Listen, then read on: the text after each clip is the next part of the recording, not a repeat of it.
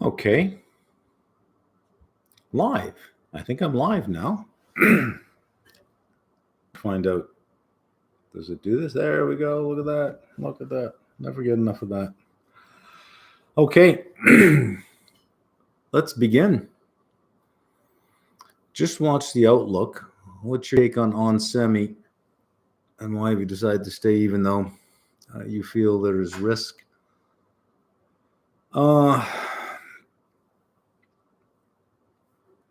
I'm not short trading any of this stuff. My put is at 65. On semis at 71 right now, or 70, a little around, right around the $70 mark. I would be comfortable owning it on a longer term basis if it's put to me. So when I sell puts on underlyings, I try not to speculate. I try to make sure that, let me see if I can adjust this a bit. I try to make sure that if it is put to me, it's something I'd be comfortable with.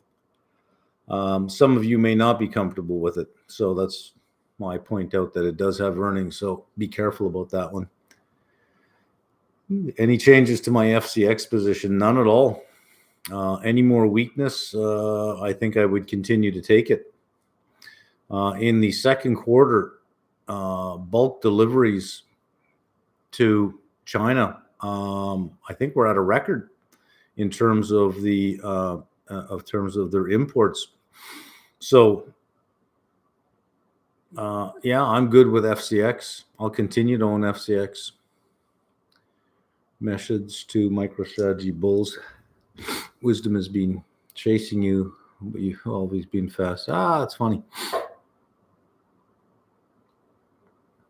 Would you be adding the screens to the 10Ks you have already done previously in the same way as the new format? I'm allergic to something in here. I don't know. I might revisit some of them. I don't know if I'd do all of them. I might revisit some of them.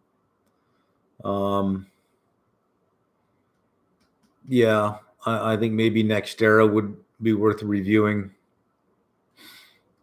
Yeah, maybe a couple of them. I don't know how many, but they do take some time to do in the newer format. So, it's a question of how much time I have. Are you going to be adding the financial modeling seminar in August? September, begin September. With Fed expected to keep rates the same and go for a cut in September, would you recommend selling puts on DHI, FX, or NEE? I think the most direct, it would be the one with the highest duration, the highest empirical duration. I believe that would be NextEra. Wanted to know if you will do any live trading sessions in your applied option series. Live?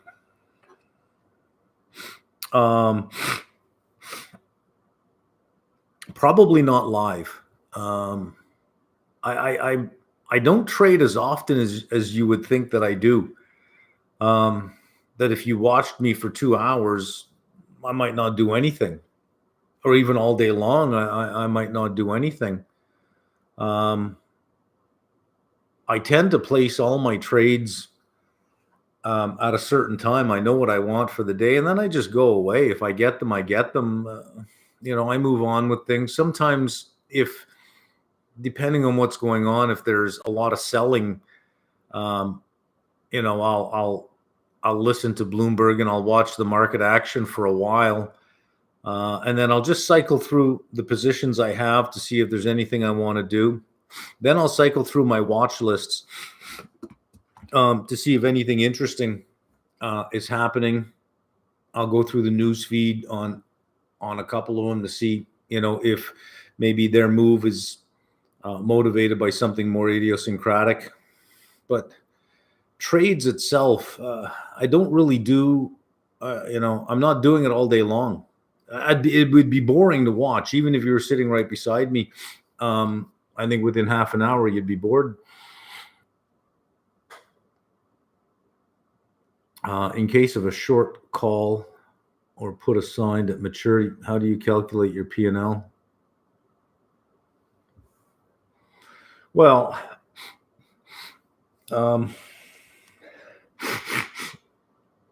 excuse me, something in here is making me allergic. I don't know what it is. How do you calculate your P&L? Well, you're using a lot more capital now. So it's a whole new position. Your first position didn't work out, so your profit was zero.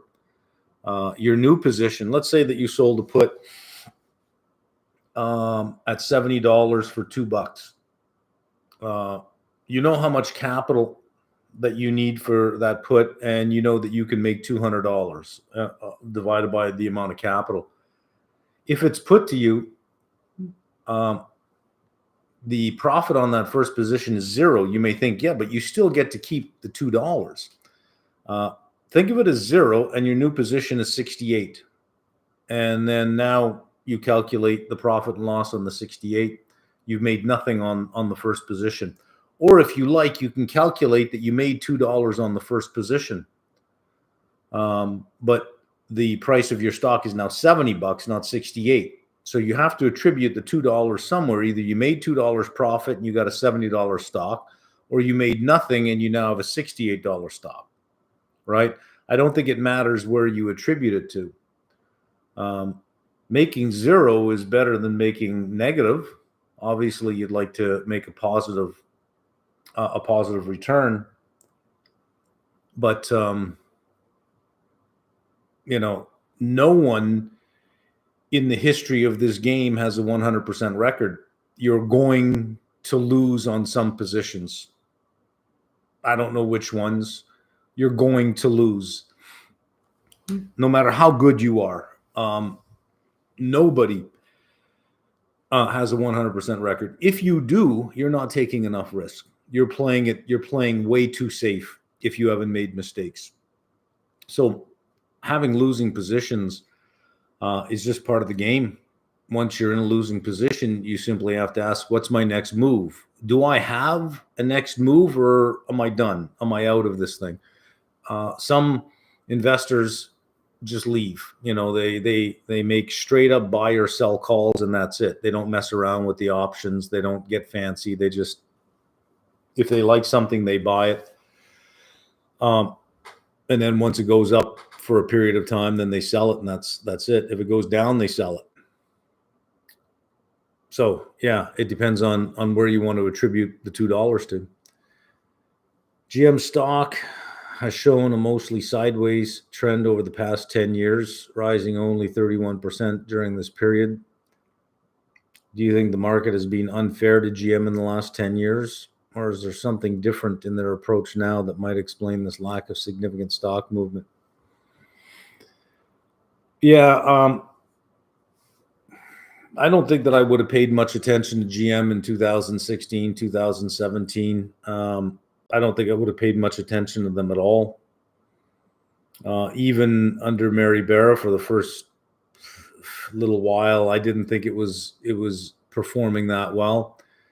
It had a nice run up before interest rates started to increase, and I was critical of Barra for not doing certain things.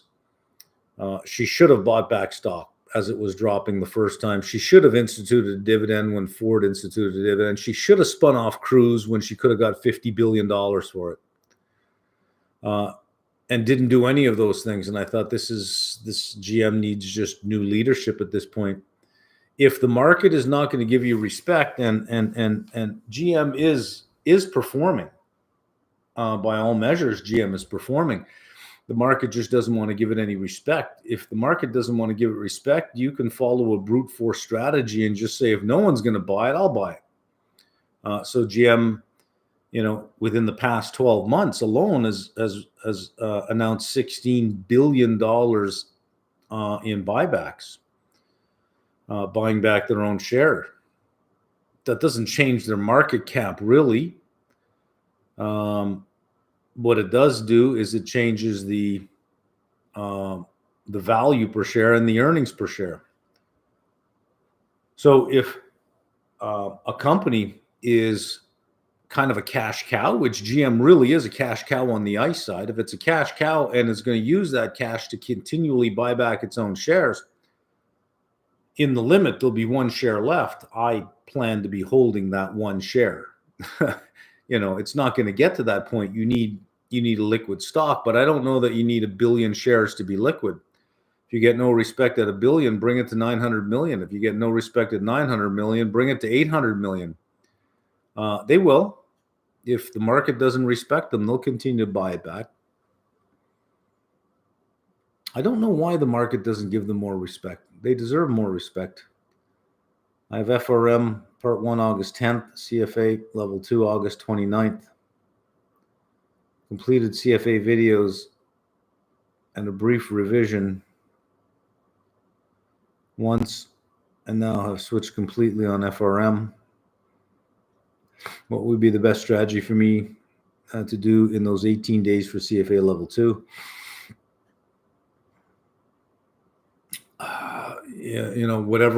Whatever made you successful at level 1, whatever you're doing to prepare for FRM, that's a different answer for every single person. I answer that lately the same way all the time. What should I do? Whatever has made you successful in the past when you've taken exams, do that. I can only imagine you have some or the better part of a university career behind you. You've had midterms, you've had finals, you've had exams. You know what you need to do to feel good in an exam. You know what you need to do to prepare. Do that. This is no different. Currently studying level 1. I've got corporate issuers, economics, PM, and ethics left. Currently studying CFAI. Just want to know if I'm behind or need to pick up the pace. I don't know. What exam window? If you say this is for May of next year, you're good. If you say it's for February, you're good. If you say it's for August, you better pick up the pace. You left out when your exam is, so I don't know the answer to that. Speak to my ideation process. How do you decide which companies to invest in? Sector first. And then after that, it's hunt and peck. I don't know that I really decide what to invest in right off the top. I think it's a matter of getting to know a company and then deciding from that company, is this a buy, hold, or sell? If it's a buy, you buy it. If it's a sell, you can either sell calls or short it. If it's neutral, that's great for selling puts. If the stock has no liquid options, it's a straight up or down buy or sell. And if you're neutral on it, then there's nothing you can do. You can, decide on an entry price where you would say, well, if it got down to here, I would buy it. But then that brings up sort of the second derivative of that is, well, what got it there? So you can say this $25 stock I'd buy at 21. You see it get to 21. The first question you have to ask is, well, how did it get to 21? What brought it to 21? If there was a reason why it got to 21, maybe I don't want it at 21. Maybe now I want it at 17 or 16. So I don't know that I have an ideation process. I am open to listening, to ideas. Somebody might mention something or I read something somewhere and I think, oh, let me look at that. Let me see if there's anything there. Thoughts on companies that specialize in building transformers as a play for the electrification of the grid? Well, if they're building transformers, they're going to have a margin, some gross margin, some operating expenses, operating income. Maybe they make money doing it. Maybe they don't. I don't know. The utility is guaranteed to make money. The company selling the transformers, maybe they make money. Maybe they don't. I don't know. So no, I haven't really looked into that. Seems like there are an endless amount of economic indicators. Yep. Every industry has their own as well. Do you have a video in your applied series that provides an overview of all the indicators? No, there are literally thousands of them. Thousands of them. It would be impossible to do them all. And at any given time, there's probably 4 or 5 that matter. Which 4 or 5? I don't know. Depends on the industry you're in. Depends on what it is that you're doing. It depends. It really depends. If you're a long-term investor buying the market index, holding for 20 years, what do you care about an indicator at all? If you're a day trader, what the hell do you care about economic data? All you care about are the little lines on charts you can draw during the day. It depends on what you're doing, what sector you're in. Your style will tell you what indicators are important to you.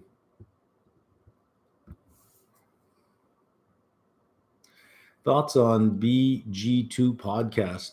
Bill Gurley, Brad Gerstner. Wasn't one of them a substitute on All In? One of them's a substitute. They have them on sometimes, right? All In podcast. Oh, there it is. All In podcast can be a bit political at times. Yeah, I really wish they'd stick with the VC stuff. When they start talking politics, it's a lot of I think, and I can get I think on any political channel. You turn to Fox and you'll have 4 talking heads going I think. Same with CNBC. Say any channel has a panel of people saying I think. I think. So, I have my own opinion on that as well. I don't think that they're any better positioned to have a political opinion than me, but they are better positioned to talk about what they know about, which you really can't get anywhere else. I kind of agree with you there. I really wish they would stick with that space. When they start talking politics, I get bored. I get uninterested, and I get where everybody is on the spectrum. Can we just sort of move on? Was curious as far as that other podcast. Haven't listened to it. Was curious if you think we can get a surprise rate cut in July. I think we can.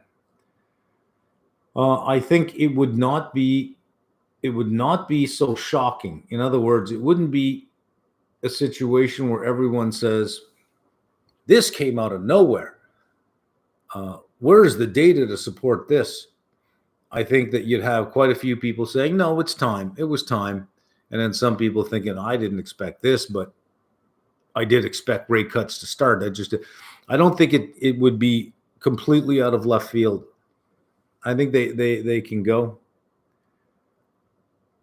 I doubt they will, just based on how they've done things in the past. I think they will signal. I think they'll signal September. For some reason, they feel they got to let the market know what they want to do. Brief walkthrough of the reinsurance business and how hedge funds implement and invest in this strategy. Well, I don't know how hedge funds do it, because I that's a trade I've never done. I've never been involved in any of that. So all I could do is be aware of it and just repeat something I've read somewhere. I don't have firsthand knowledge of a hedge fund strategy for that. But I could probably do something on reinsurance. It's I don't know that it's a high potential sub industry to look at, given how many other ones I could look at. What got you interested in financial markets and investing in the first place? I don't know.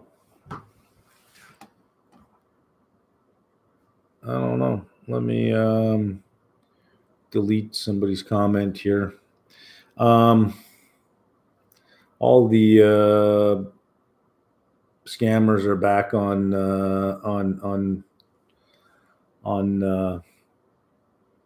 hide user. There we go. You just hide one, they all disappear, right? You know, I'm making this much money. I have this advisor. Oh my God, I'm surprised to hear her name here. How do I contact? To think, that anybody actually still falls for that stuff. But there it is. I try to keep it off the channel as much as possible. What got me interested in the first place? I can't recall. Did a professor spark your interest in the markets? No. I can't remember a finance professor I ever had that actually did anything in the market. Would you like to comment on the psychology of people? People are crazy. Why are they, or what makes them so bullish on overvalued stocks like Tesla, but not on fairly or undervalued stocks like GM?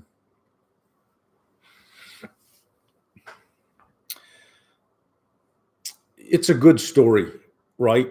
It's a very visible CEO.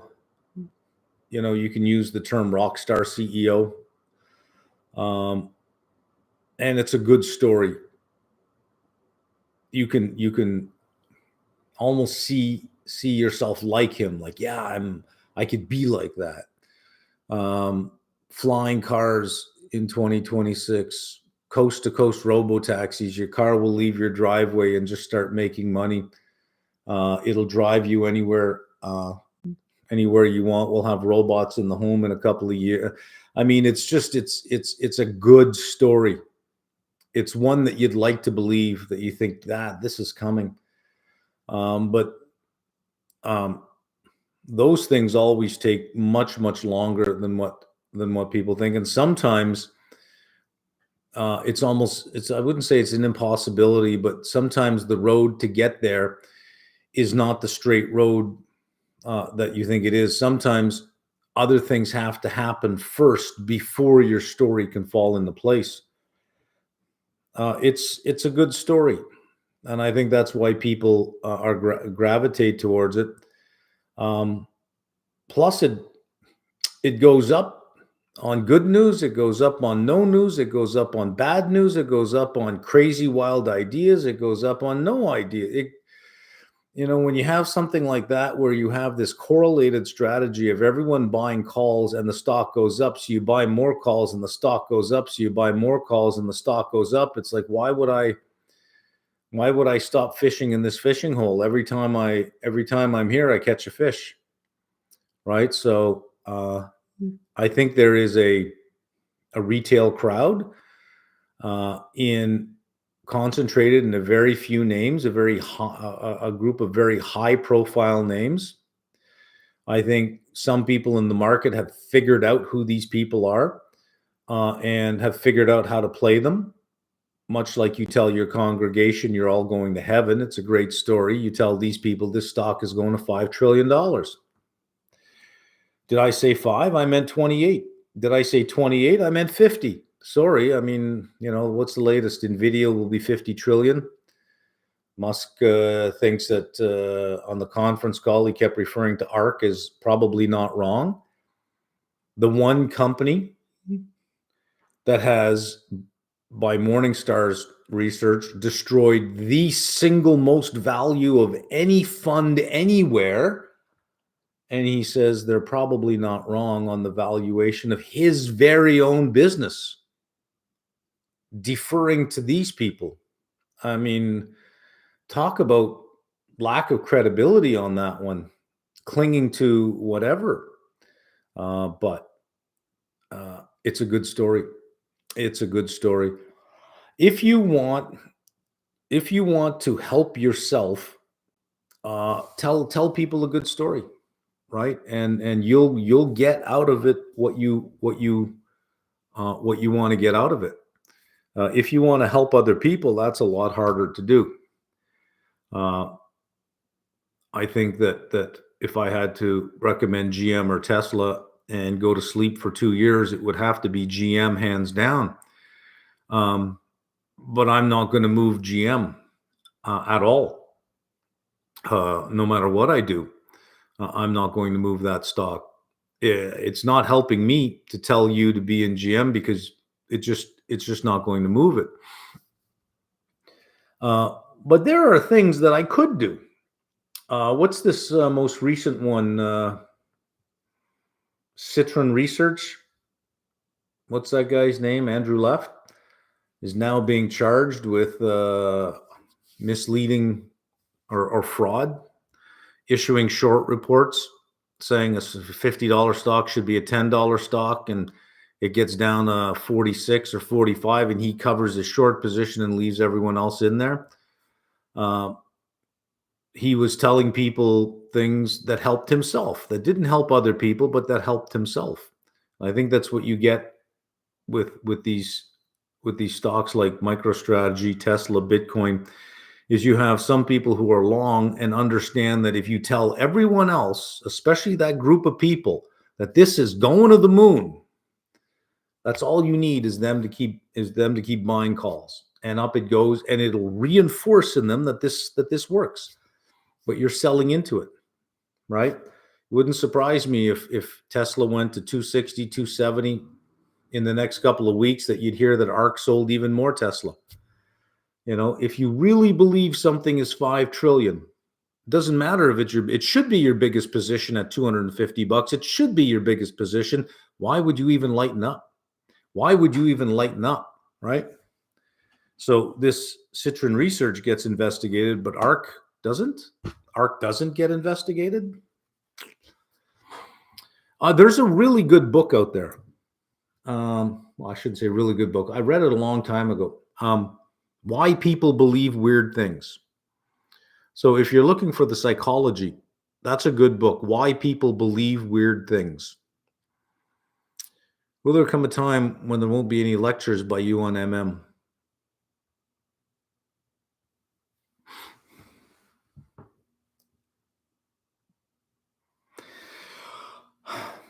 It depends on how fast the curriculum changes and how deep it changes. So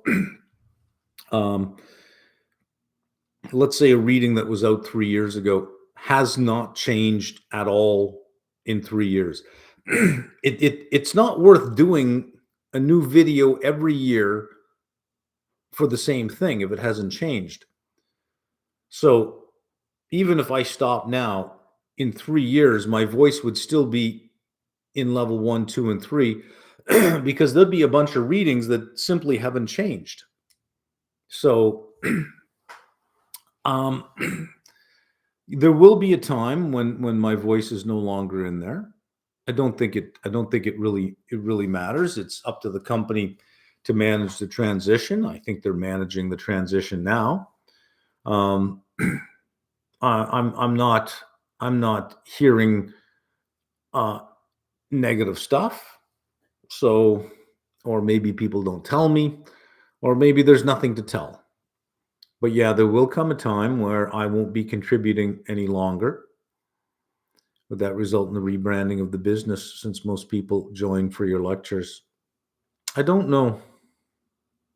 It's out of my hands, really. Hang on a second here. Okay. Interested in getting into futures, struggling to conceptualize them. They seem to work like options, but they also have options. So there are options on options. No, there are options on futures. A futures contract is an obligation on both sides. So it has a linear payoff, much like the underlying has a linear payoff. And you're agreeing, think of it like a stock. You're agreeing to buy something, a quantity of something at a specific price. If by expiration date, the market price is higher than the contract price, you make money. If it's lower, you lose money. That's all that is. If you don't understand them, don't stay away from them. Lots of leverage. You can make money fast, but you can lose money fast. If I'm long a futures contract for a commodity, how do the logistics work if I hold the contract to the date of the delivery of the commodity. Oh, your broker will not let you hold it into the delivery period. You will be forced closed. They'll close it for you if you don't close it yourself. You will not be allowed to hold it. I'm assuming UPS doesn't deliver it to my house. No, you would not be allowed to hold it to the delivery period.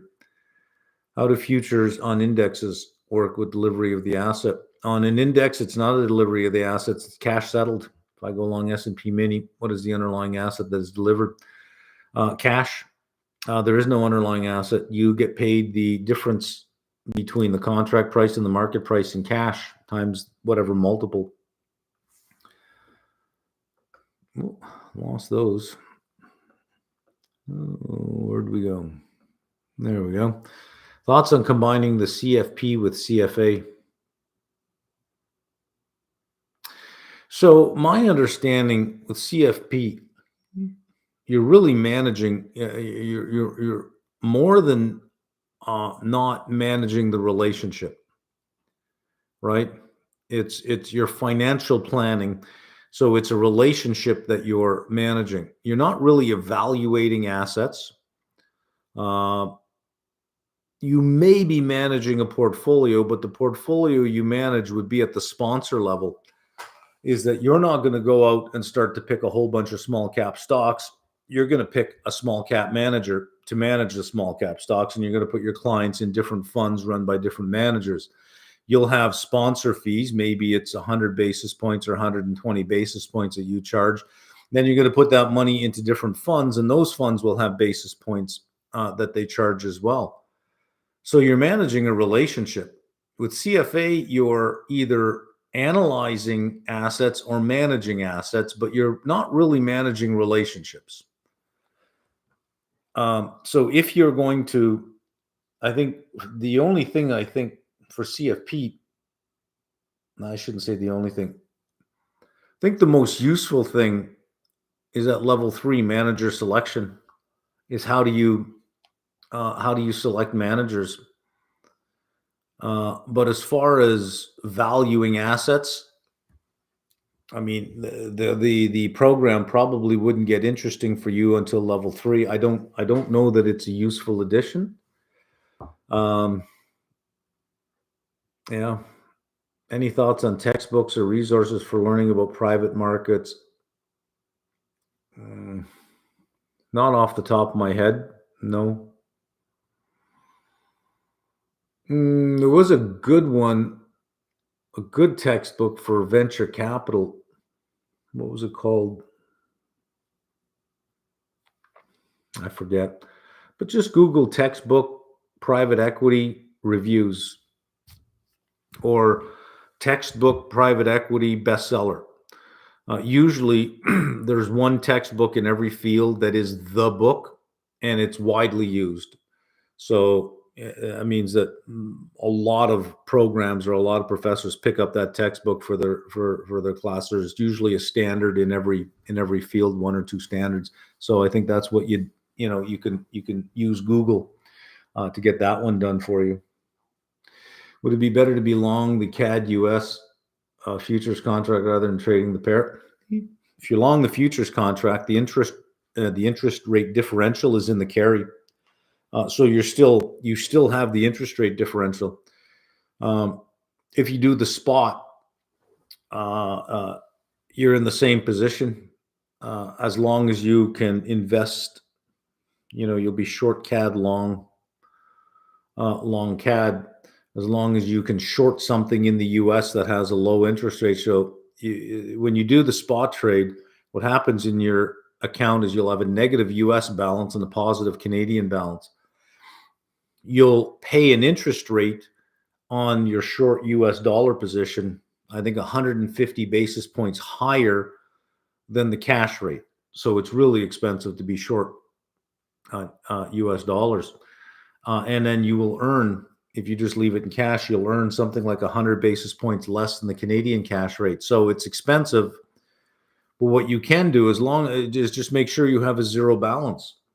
So if you're going to be short the US dollar, short something. I shorted small cap stocks, IWM, which gives me cash.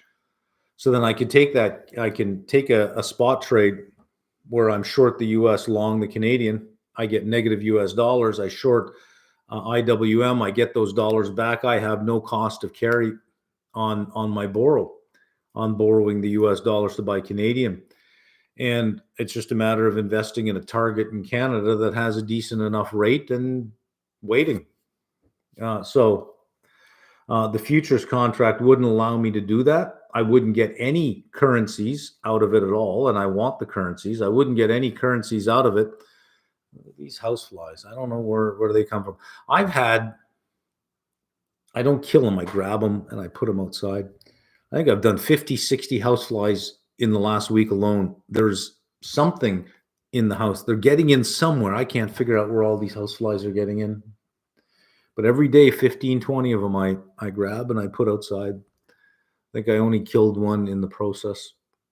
I felt duly bad about that. But then again, he was in my house uninvited, so I was in my rights to shoot him. Yeah, so I wouldn't do a futures contract. What do you think about the impact of the union to GM and auto industry in general? GM has a union. Tesla does not. GM is more profitable per car than Tesla is. Average profit per car for GM is $3,300. For Tesla, it was $3,000. I think it's lower than that now. So GM is more productive than Tesla with a union. I think when you have a union, you have an eye towards your labor costs. I think you become more efficient with your labor. You tend to use a little bit more automation where you can, because you've got to keep those labor costs low. So you end up with a more productive worker only because you're throwing more capital at it. If you don't have a union, you might slide a little bit and just use more labor than you normally would. But it hasn't been a negative for GM at this point.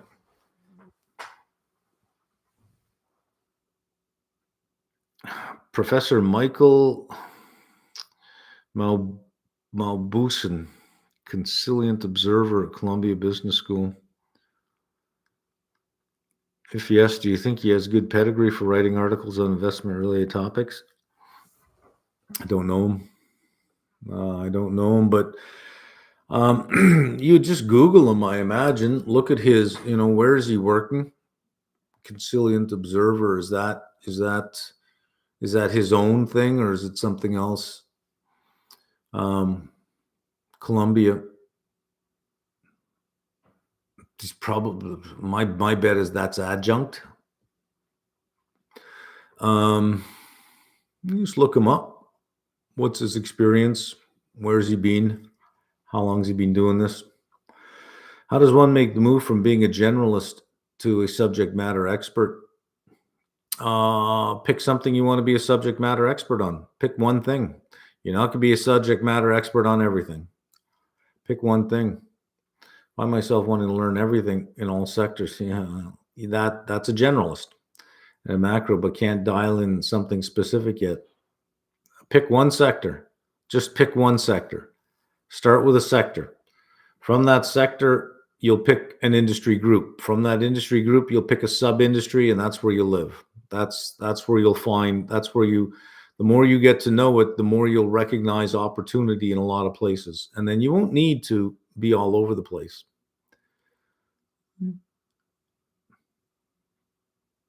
I don't know. It seems like it's become increasingly more important to be connected versus simply being good at your job. Any advice for someone who's somewhat introverted?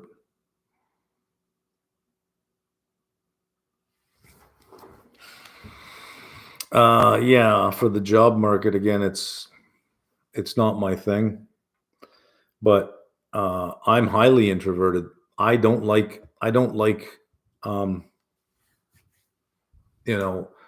networking, social networking, going to places, meeting people, going to these, lunches that have speakers, listening to the speaker and then doing the mingling after. I don't like that at all. I I actually hate it. I hate events, um, especially the more formal they are. The more I think it's a more it's more of a hey, look at me, I'm in the same place as you sort of event where you're it's more interested to be seen somewhere than it is than it's functional. So I'm probably not the best at social networking because I'm just not comfortable in groups of people. Um, I don't naturally start conversations. I don't even carry on conversations with people I know. Many times I'll get you know messages, text messages, and I hear the thing going off in the other room, and I it doesn't occur to me to go read it. Sometimes for days I won't check my messages, and even when I do get messages, I have a hard time getting into a conversation. I just don't. I just almost had them. I just don't like. I just I'll get them. I'll get them. It's just not me. So other than saying, look, you've got to try to find the right groups of people, a CFA society, and try to find a friend. Make a friend quickly. There's safety in numbers. There's comfort in numbers. That could be a way to do it. It was never my thing, so I'm not about to start saying you got to do this, you got to do that, because I never did. Um,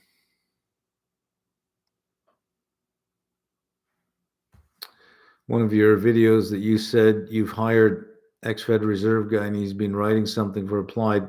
This was way back. He was not ex-Fed Reserve. He was working at the Federal Reserve. I don't know in what capacity, and he wanted to do some work on the applied level in the financials, but he could not get permission from his employer to do any work outside of the Federal Reserve System. That's the way it's done. So that did not work out. Any new trading themes that you have been working on recently? I'm thinking of expanding my Canadian REIT exposure beyond apartment REITs now that I can see the Bank of Canada is clearly on its way. I still think there's another 50 basis points of cuts, and there's some REITs that look like they found a bottom that seem to be holding up. But I haven't really committed to it yet.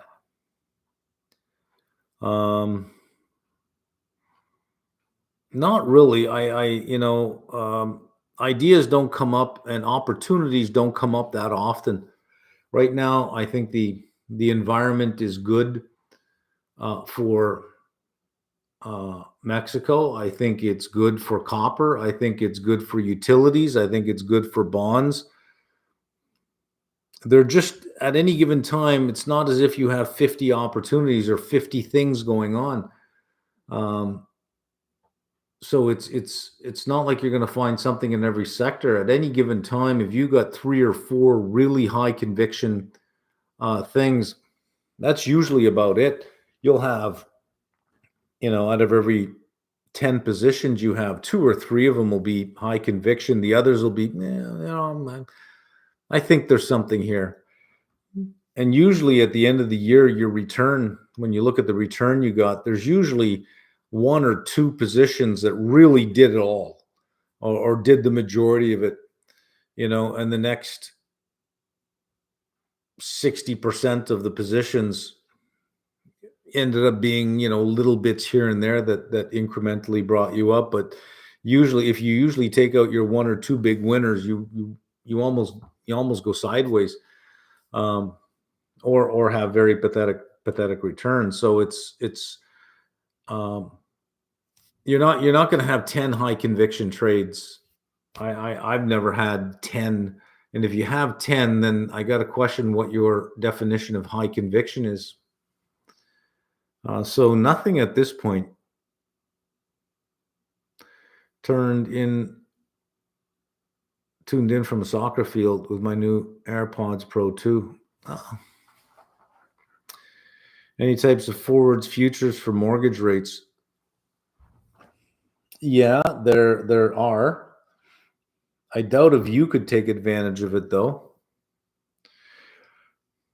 What there is one for MBS, which is used in the dollar roll, where the underlying is it's not a specific asset, but it's a description of what an asset would look like, and it's a dollar value that's constant. So you would short $1 million of this stuff, and then you have to deliver $1 million of that stuff later on. Usually you do it for yourself so that you would sell and then rebuy. Why? If it's $1 million and $1 million, what are you doing? You're hoping that when you sell $1 million, I'm going to make up a number now, that it's 2,000 bonds you're selling. But when you buy the $1 million, you're getting 2,070 bonds that all mature or that all will pay off. Is that it's a bet that the price went down, but you're betting on constant dollar amount. So you're hoping that the quantity of stuff you get back is more. Think about it this way. You sell $10,000 worth of GM and you agree to buy back $10,000 worth of GM. You're hoping when you buy back $10,000 worth of GM, you're getting more shares for the $10,000. So you are in essence shorting it. That's why it's called a dollar roll. So you can do that with MBS, but I don't think that you as a retail trader can do that. So I don't know if there is a derivative on MBS that would be available to you as a retail trader. Sharing your screen so we can follow along with which question in the chat you are answering. This is a YouTube live stream where it catches the camera. I can't share my screen. To share my screen, I would need particular type of software, in which case I would not be streaming through the camera. I'd be streaming through some software. I don't know how to get that done. But whenever you see podcasts where where they're showing things on the screen on the fly, or they're talking and then a chart appears, that's not a YouTube live stream. Well, it's a live stream done through some software that you have on your side. I don't know what that is. I would need to hire somebody who knows what that is to set up something a little bit more serious. This is just me sitting in front of my computer doing a live stream with webcam, so I can't share a screen. But the chat scrolls past you. All you got to do is just scroll up. I can't really show you where I am. I wish there was a better way to do it, but there isn't.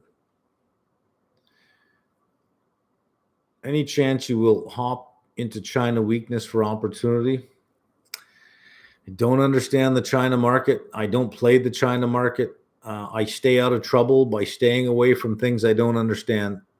So getting into the China market, I'm relying more on hope and luck than anything else, because I wouldn't understand what I bought. I wouldn't understand when to stop.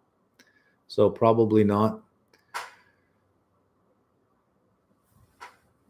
Do you suggest that CFA level 2 candidates first read the curriculum and then watch your videos, or vice versa? Try it. I would recommend you try it both ways. Watch the video and then read one of the readings. And then read a reading and watch a video and ask yourself, which one worked out better for me, right? Which one seemed to be the better way to go?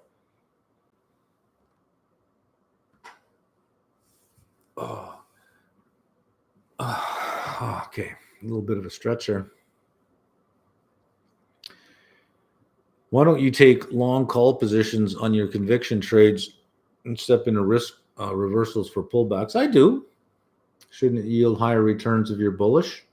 I do that.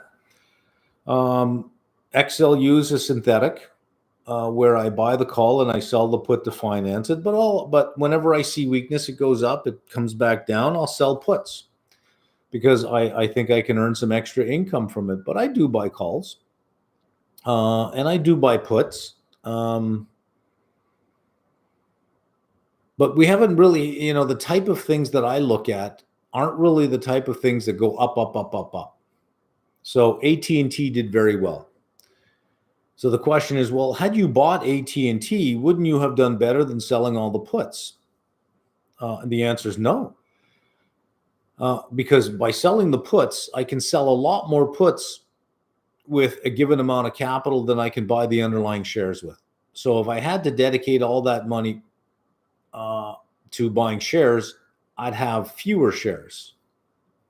But because I sold 17s, I sold 16s, 17s, 16s, 17s, 17s, 18s, I probably made more in premium than the move AT&T offered. But now they're well on their way on their strategy. Hang on. They're well on their way on their strategy. So I'm willing to buy, as I said in the new positions, to buy the $20 call. I want to finance it with a 17 put. I can buy the 20 call and wait. But I'll see if there's any weakness in it first. But I'm okay buying a call and waiting for weakness to sell the put. And if there's no weakness, great, right? Up it goes. If there's weakness, great. Any guidance on choosing prices to sell puts when the price regime changes? TLT is going from 88 to 90, 91, 92, 93. Basically, when the fundamentals change, so the support levels increase. Yeah, not really. I don't have a rule.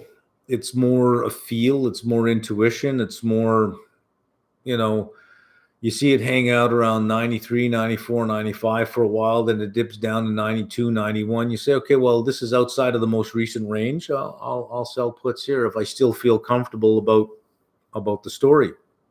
But no, I don't have a rule that I could write down. Favorite finance textbook of all time, favorite textbook. That would have to be John Hall's book, Futures, Options, and Other Derivatives. That would have to be. 50-50, build a new home or rent. Current savings, 80K salary, 85K per year cost to build, 300K total monthly. Okay, I can't follow your numbers. I don't think it costs $85,000 a year to build something unless you're building it out over 5-6 years. 300K total monthly with building a home, 2,000 total monthly with renting. I'm not following the numbers you're putting out. I don't understand what they mean. Are you going to be in your new home for 10 years, 15 years, 20 years? If so, go ahead and buy it. If you are thinking, I'll buy this house, maybe in a couple of years I'll sell it. Given transaction costs with real estate agents, it's hard to make money that way. It's even hard to keep money that way. It depends on the lifestyle that you want and how free and flexible you want to be. A house grounds you. And you have more responsibility with a house, so you have to be prepared for that. Could it be that institutional investors are not incrementally buying GM because they are already underweighted because of Tesla? Institutional investors not incrementally buying GM because they are already underweighted because of Tesla. Oh, you mean because they have to buy Tesla? I don't know.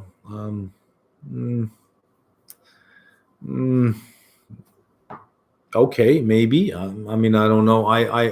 I don't know that I would say, aha, that's a good one. I don't know that that would be anything more than variable 96 in a regression. Yeah, okay, maybe it might have some kind of explanatory power, but minimal.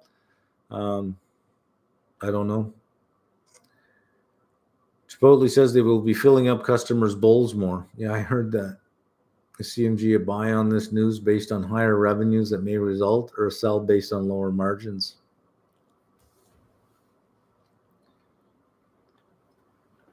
Filling it up more with what? Rice? Rice is cheap. Cheap. Filling it up more. If you shrink the bowl 5% and you put the same stuff in, it'll look like the bowl is bigger. Are they going to give you more, or is this just a lie? So fill it up more. Great. Get a big lineup. I see nothing wrong with doing it with volume. I think that, in my opinion, I think that's the better way to go, is deliver overwhelming value and everything else is volume, right? This idea of extract the highest possible price, figure out how I can make it cheaper, figure out how I can give you less but charge you more. It's just such bullshit. And it has reached, peak stupidity at this point. The manipulation in packaging, making something appear bigger than what it really is. When you open the package, it's much, much smaller than what it really is. I think companies have simply gone way too far with their marketing team, focused on price as opposed to product, as opposed to a better value proposition for the customer. It's always a better value proposition for the company. Sometimes outright lies, just straight lies, bait and switch. I'm getting sick of that, where you go to the website and there's this great deal, so you click on a few things, the deal disappears and you can never find it again. But it was there, it was there, you saw it, but nobody's ever heard of it. Right now it's gone. Now it's this other thing. So you have a company that is going to give you more. Over the last couple of years, they probably took away, so that they're going to give you more. Great. Right. I think that's the right way to go. I'm personally sick and tired of the nickel and diming on every transaction, nickel and dime, and you think you're getting something, you get something else, or you get something less than what you thought it would be, or it ends up being smaller than it was the time before.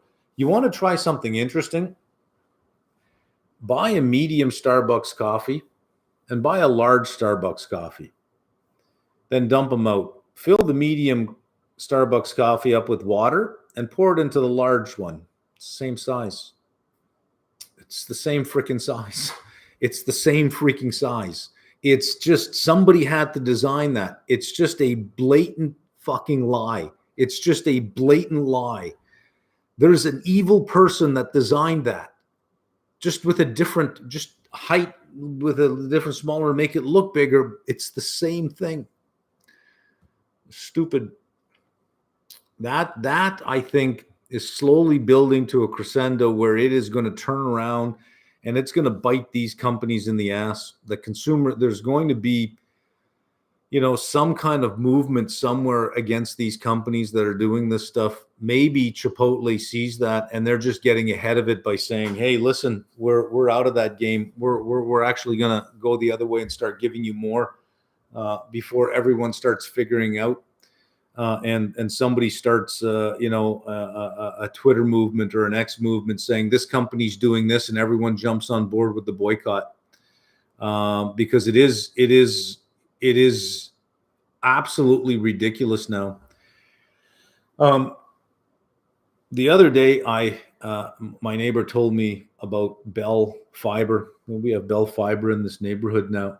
I use Cogeco, and my upload speed really sucks. I get better upload speed in a third world country than I do with Cogeco, and I pay over $200 a month for 2 lines. So we just go with Bell. They have 1.5 gig and 3 gig lines. 3 gig up, 3 gig down with Bell Fiber. $75 a month. So if you go to Bell, and I've never been to Bell, so I went to the website, and there it was, $75. Went back the next day. I didn't order it. I just read it. Went back the next day. It was gone. It was just gone. Because you see, that's the second time now I've been to the website. So Bell figured out, well, this person's really interested. Let's get rid of this low offer. And here we go. It was different pricing. Suddenly it was, I even took screenshots of it because I was so infuriated with it. Leave Bluetooth on. Let me see if I can find it. I was so infuriated with it. Can't find it now, but I took a screenshot. It said normal price $140. We'll give it to you for $110. There's your deal. So I closed the browser and I searched again from the beginning. Nope, couldn't find it. Well, I have 2 internet lines coming in here. So I simply hopped over to the computer beside me, did the same search. Aha, I found it. You see what was going on is that because I went to it twice and they recognize that, oh, he's back. He must be interested. We don't have to give the lower price. We can give the higher price now because this person is interested. The other price said it's regular $110. We're going to give it to you for $75, $35 off. This one said regular $140, now $110. 2 computers side by side, only because I revisited it twice on one and not on the other. Then it came the time to check to see if it was available in your location. So you had to enter your address. And I thought, if I enter my address, they're going to get me because they're going to figure out where I live. And then this offer is going to disappear. So I entered a different address that was close to here, but an address that didn't exist. So I put in, and it ended up being by mistake, but I tried to put a purposely different address. And there it was. There's the deal. But if I put in my address, it disappeared. Put in the other address, there it was. Put in my address, it disappeared. That's just trying to steal from me at that point. That's bait and switch. That is purely illegal at that point. So on the other computer, I took a screenshot and I ordered from that computer and I got it. But I had somebody here and I said, look, I'm not crazy. Look at this thing. That, I think there's a big backlash coming against that shit. I think people are just sick and tired of getting less for the same price or getting less for more, or their price being dependent on who they are, where they live, how they spend money, how they use the system. It has reached peak insanity. Somebody on LinkedIn, let me see if I can find it, sent me this. This thought that I would get a kick out of this. Let me see if I can find it. It's on one of the notifications, I think.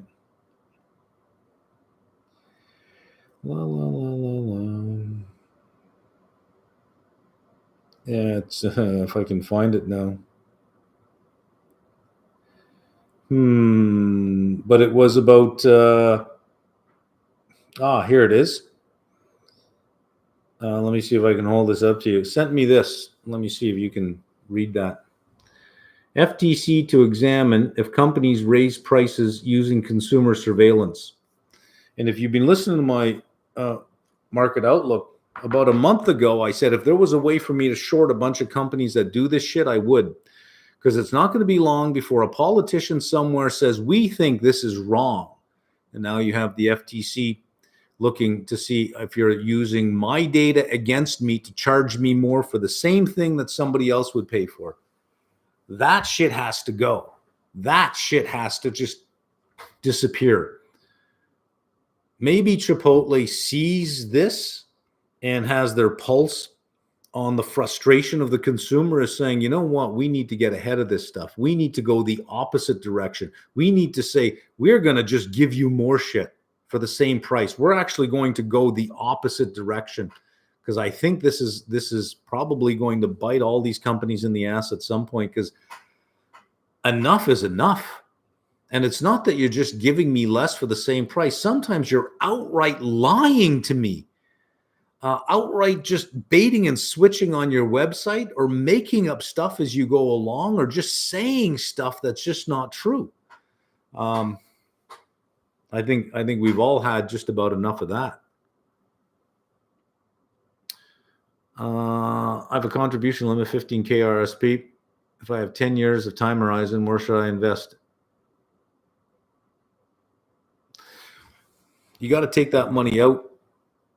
Anyways, all you're really saving by putting money in for 10 years is you're going to get some kind of tax return today, but you're going to pay tax in the future. You have to ask yourself, in 10 years, will my tax rate on this money be higher than what it is today? If it is, then there's no point in putting money into your RSP. If you're not going to have a lower tax rate, right? With a contribution limit of 15K, I know you're nowhere near the $220,000 upper tax limit. 15 divided by 0.18. Where's my calculator? Because I think it's 18% of your income, right? 15. So income around 83,000. When you take the money out, you have to ask yourself, are you going to have a lower tax rate than when you put the money in? If the answer is no, then you're really just hurting yourself. You're paying the government more. Unfortunately, that was my problem. I contributed to my RSP over time when my income was lower than 220. Unfortunately, when I take it out, my income will be greater than 220. I put money in at a low tax rate only to take it out at a higher tax rate. So that's kind of my fault. But I know how to get my money out of my RSP with only paying a capital gains tax on it, not income. To do this, you need two different brokers because you can't do a box trade in Canada. It's illegal, but if you have two different brokers, they'll never know that you did a box trade.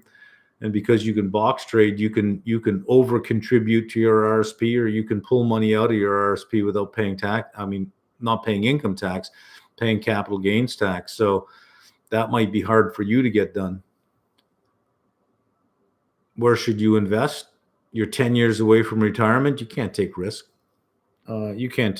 So safe stuff, utilities, I think, are safe. Good way to show if a company increased in debt. If a company's increase in debt have increased their cost of capital. Showing their credit spread corporate yield over time would include market forces. Okay, I see where you're going with that. You want to know if over time their cost of capital has increased. That's easy enough. Liabilities are listed on the balance sheet using the effective interest rate method. So for every debt issuance, if you go to the 10K, there's always a section on the debt, and it will break down the debt. It will tell you what the cost of each debt issuance is, and what the proceeds of it are. So you know what the proceeds are, you know what the cost was, you know what the time was. If they don't tell you the effective interest rate, you can calculate the effective interest rate. That's not hard to do. Company's cost of capital will be the after-tax cost of its debt. Simple as that. Where it becomes complicated is if you have a company with debt, and it's not, I shouldn't say complicated, it gets iffy. You have a company with debt that is running an operating loss. Operating loss means that's before you get to interest and taxes. So their EBIT is negative, which means the interest deduction they have doesn't save them any tax because they're not paying any tax. It sets up a deferred tax asset, so they do get it later, but the deferred tax asset has a ceiling. You may not get the whole thing. It's rare that you get 100% of your deferred tax asset because of it could be a number of reasons why. So you may not actually get the tax shield for the interest. That becomes a sort of an interesting situation, but you'll find that in small caps more than anything else. But every company, every company will carry their bonds on their balance sheet using the effective interest rate method, and they amortize it to the principal value over time. I don't know if they'd ever opt for fair value. I guess they would if you had a balance sheet assets that were predominantly financial assets as well. So that's how you could do is just say, well, what is their actual cost of debt? This is easy to figure out. Question is, what's their cost of equity? Right? That's a much more difficult thing to figure out.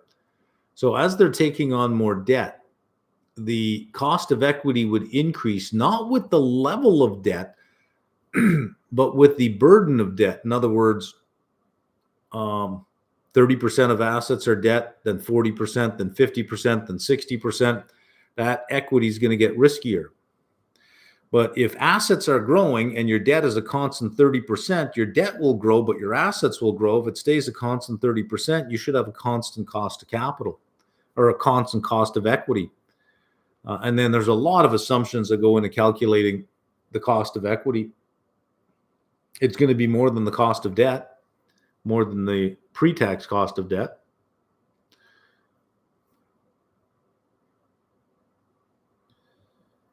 So I don't know so much that I would have trouble figuring out their after-tax cost of debt. It's what's the effect on equity after.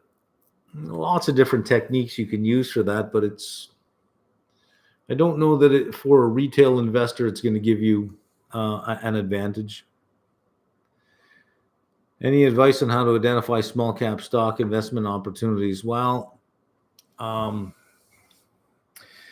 small caps are probably more about the story than about the current fundamentals. Does it have a good story? If you look at the S&P 600, you at least have profitable small cap stocks. The Russell is a combination of profitable and unprofitable. Being that I don't really play in the small cap space that much, well, I guess I shouldn't say that. All the REITs I have are small cap. ABR is small cap.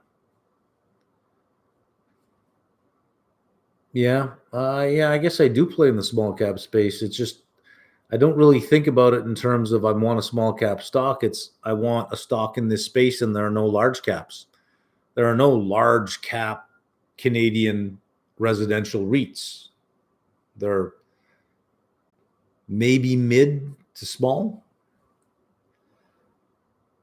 And selling puts on something you don't mind owning. Do you set the position size based on the nominal amount if they were put to you, or just based on theta per day? Both. I do have to think about the dollar value that's put to me. I can't just go for theta. I mean, because you can get greedy that way. I do have to think about the dollar value if it's put to me, because I do have to eventually own it.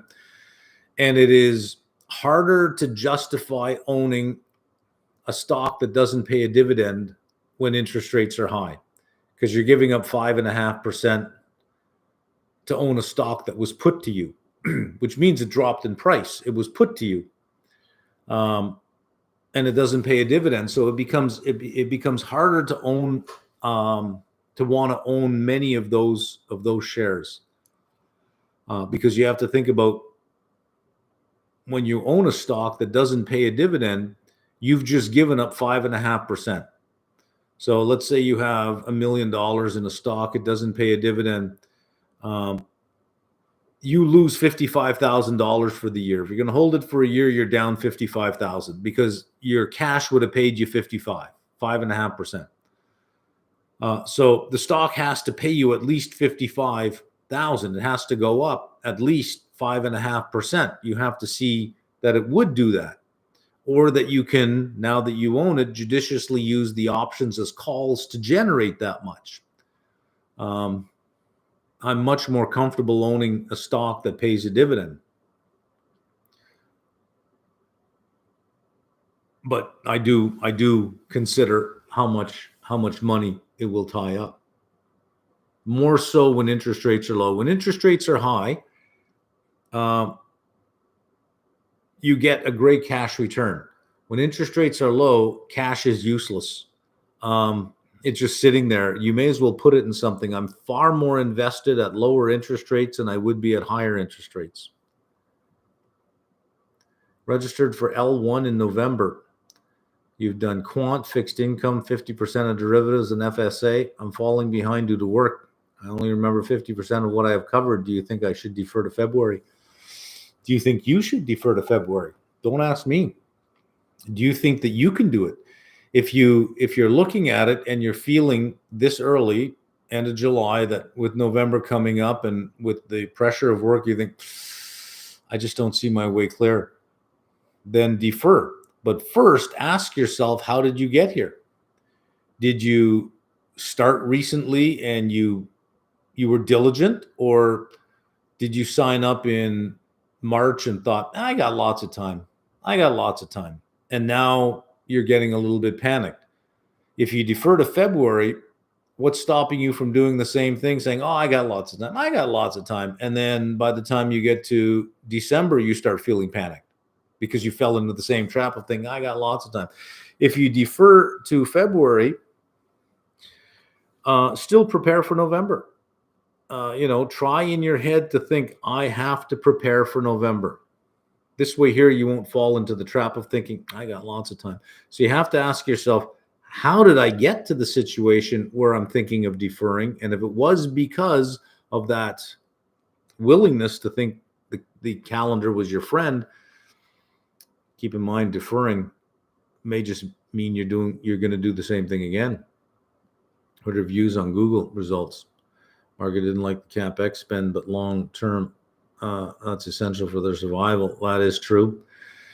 Their cloud, I think, is growing, and I think it'll continue to grow. YouTube is worth a lot. YouTube Shorts. Last I heard, YouTube Shorts was rivaling TikTok in terms of user engagement and users and minutes watched.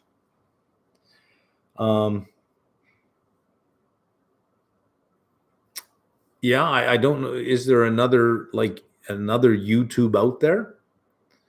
YouTube's huge. It's much bigger than most people think. YouTube is the second largest search engine in the world. Google being the first, YouTube being the second. It's second largest search engine. So I think Google's in a good place, but they're big. So growth is tough when you're bigger, right? But I wouldn't say they're a short. Any thoughts about the recent Canadian interest rate cut? Well, I think it was predictable. And what's your perspective regarding the loonie value by the end of the year? Forecasting currencies is tough. I think you got 2 more rate cuts. I think the Fed has 3. Right now, Canada has 2 rate cuts ahead of the Fed. I think that narrows to 1 by the end of the year, which should support the currency at a higher price than it is now. We're 138.4, 138.5 on the currency. Where's the Canadian? 138.25 on the Canadian. Maybe we see 139. I don't know.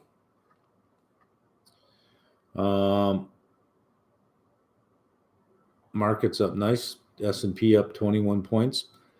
But if I'm right on the interest rate cuts, I think by the end of the year, it's hard to say.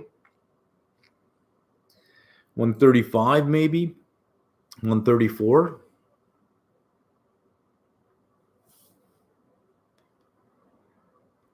Any reason why you are not taking long yen, short US? Because I don't really think the yen has legs on this one. I don't think it is much more of a long trade. Thoughts on long-term prospects of sell-side research as a career path? I don't see it going away. I don't see that going away at all. And I don't see AI being able to do, if you're good, I don't see AI being able to do what you can do. So yeah, sold 1450 puts 24th of August for 69 premium and Ford before earnings. Sheesh. Last price 355. I'm not sure if I close the put or do I wait until expiration to recover time value. They weren't exercised yet. Well, Delta could continue to destroy you on that. So if you want to recover time value at this point, since you sold the put, you'd short Ford, and then you'd recover time value and only time value because you'd be Delta neutral. Why did you buy calls on ABR instead of selling 1 month deep ITM puts? Nah, I just don't think 1 month is enough. These are January calls. They're cheap. If for some reason something happens to ABR and it goes down, most I lose is 30 cents. Most I lose is 30 cents per call, $30 a contract, $3,000. It's the most I lose. But if I sold in the money puts, I got all the downside with that one, right? So I'm good with this one.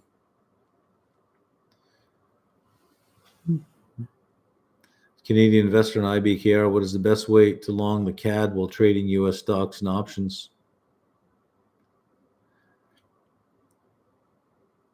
Well, you are long the Canadian. You're a Canadian investor. You have Canadian dollars. You are inherently long the Canadian. But you want to, I see U.S. stocks and options, but you don't want U.S. exposure. Is just, well, that's going to be hard to do because you don't want a negative dollar balance. Options don't really require much. Yeah, you'll make or earn, you'll make or lose in U.S. dollars, but it doesn't require the whole purchase price, and you can use Canadian dollars as margin. For stocks, try 1 year synthetics.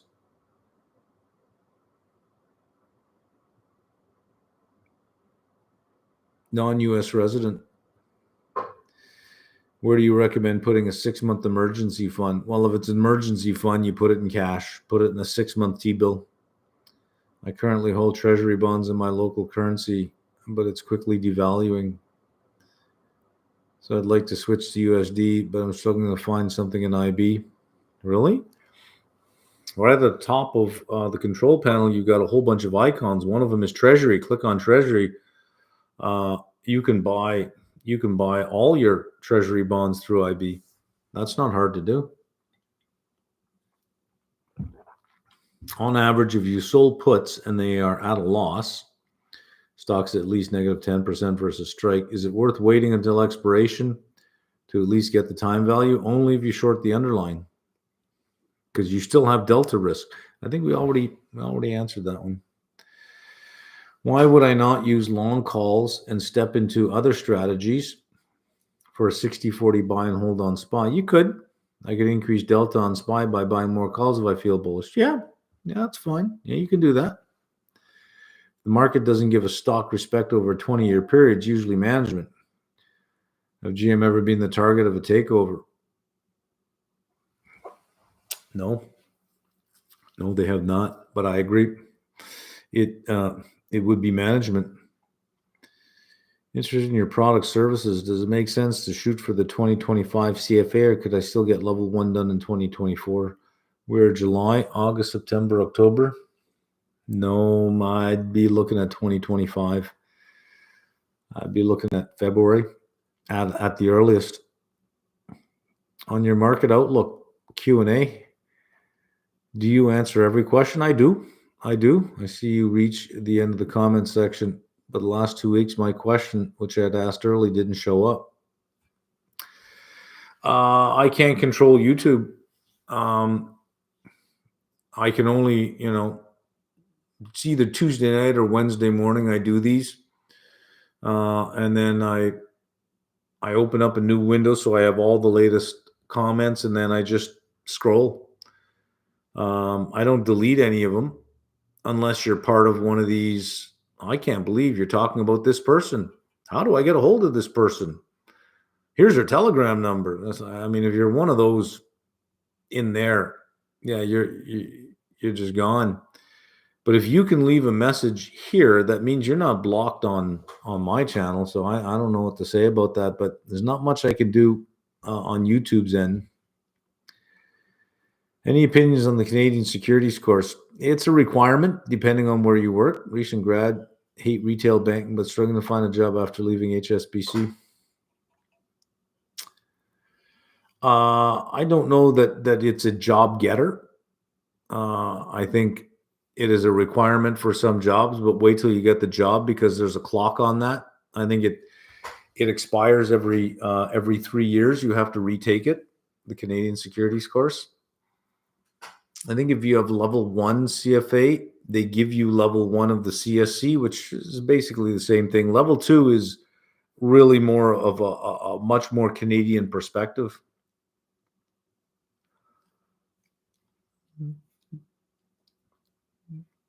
Been following options and applied level, and I can see easily blowing up my account if I don't manage my positions. Yeah, you can.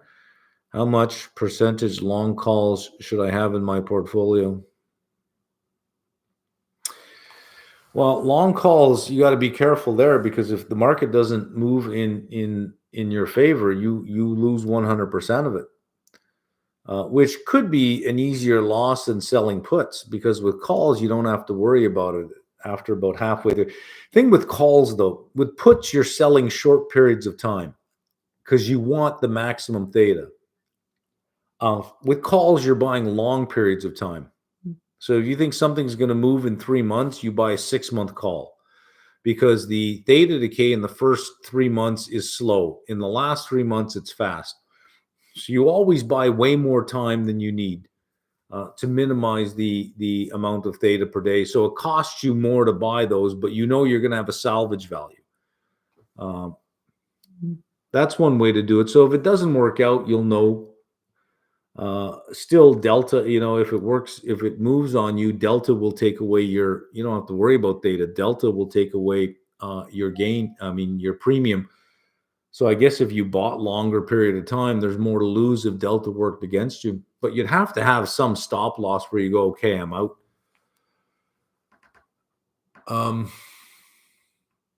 Yeah, you could, but here's the thing about all of this stuff, buying calls, selling puts, doing all this stuff. These are strategies, right?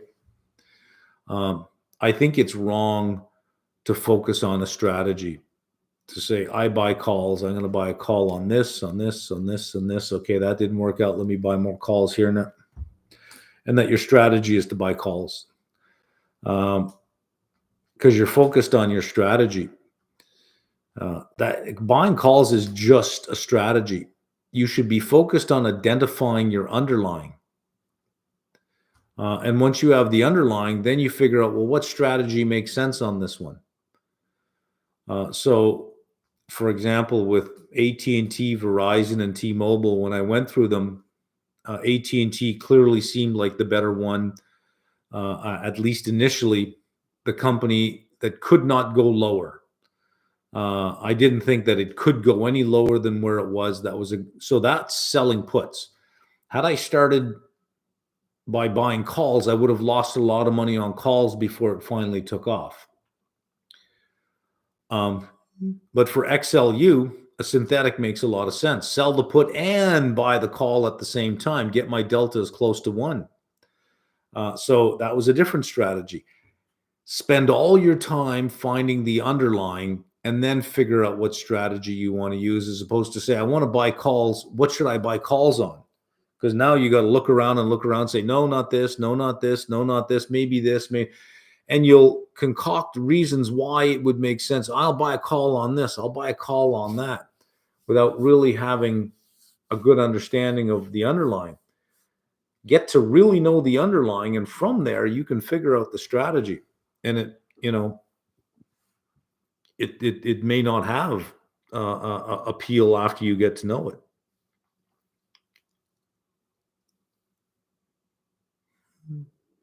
Previously predicted that copper will be back down to around 425. Do you see support around 4?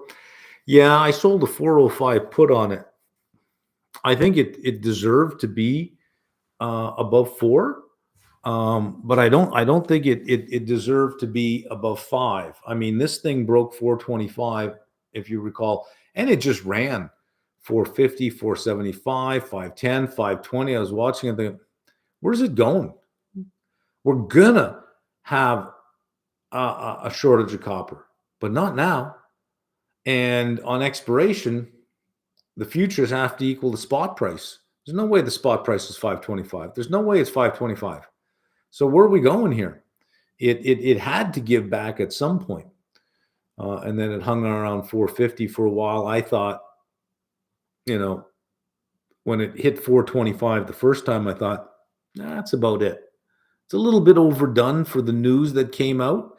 Some Chinese smelters going offline, but there was overcapacity to begin with anyways.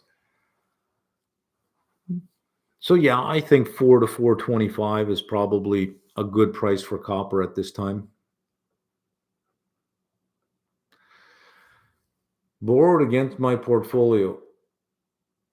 Looking to reduce my cost of borrowing by buying a yen-denominated S&P ETF, but the margin requirements are 100%. Any ideas how to do it? You borrowed against your portfolio, and you want to reduce your cost of borrowing.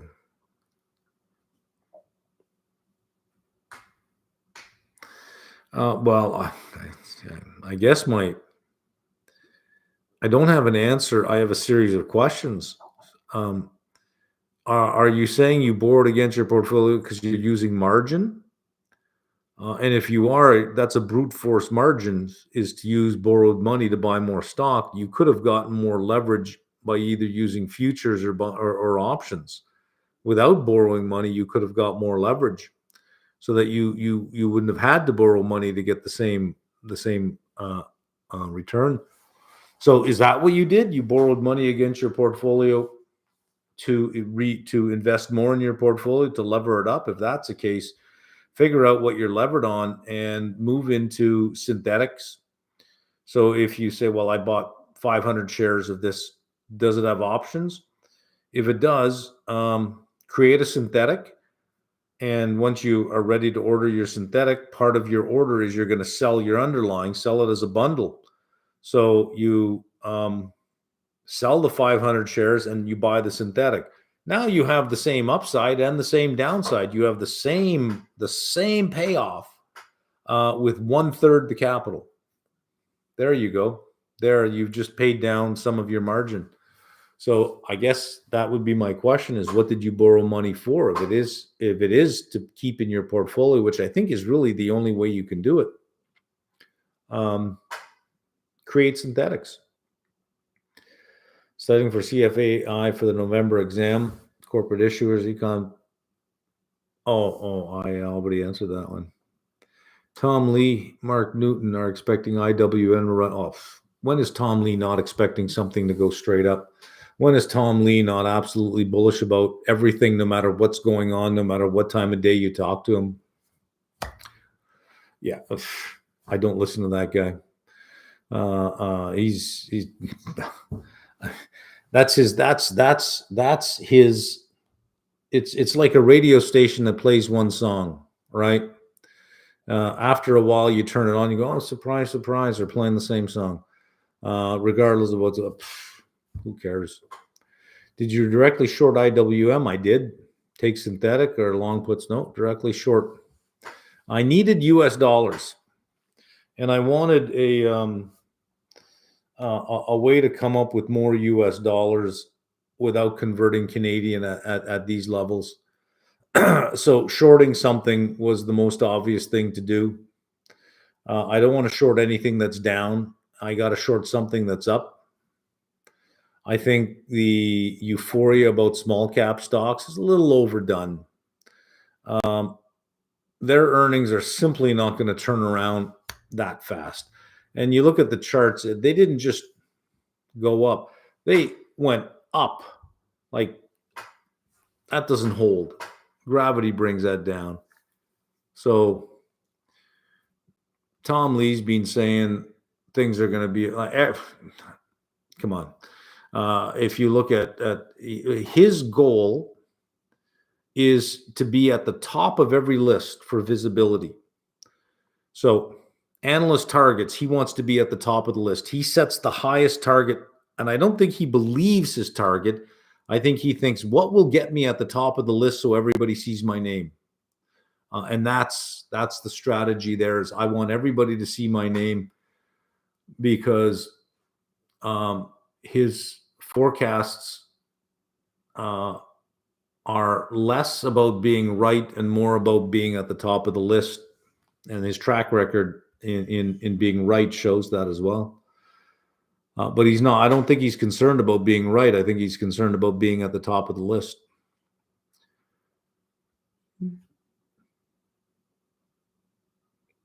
What do I think of Canada's future in terms of the economy? Hard to answer that one. With the current leadership we have, if you continue to have this same liberal socialist, and I don't say socialist like I'm spitting on something, it is the Socialist Party. If you continue to have a liberal socialist coalition, no, I don't have, I don't hold out a lot of hope for the Canadian economy, because the modern form of liberalism sees success as oppression, and believes that there is a pathway to tax your way to prosperity. That never works. And it's the good intentions, that have these unintended consequences. This idea that you can give people money and they'll rise to the occasion. No, they won't. You give them money, they'll try even less. The focus on immigration, not just for respectable population growth, but for record population growth, knowing that you have a country and an infrastructure that simply can't support it. But it would be xenophobic, it would be racist to think otherwise. And we're the wonderful, thoughtful, caring party. The other side of the Nazis, you got to vote for us because we're wonderful. And they don't think through the unintended consequences. Look, there are some truths that are sometimes difficult to accept widely.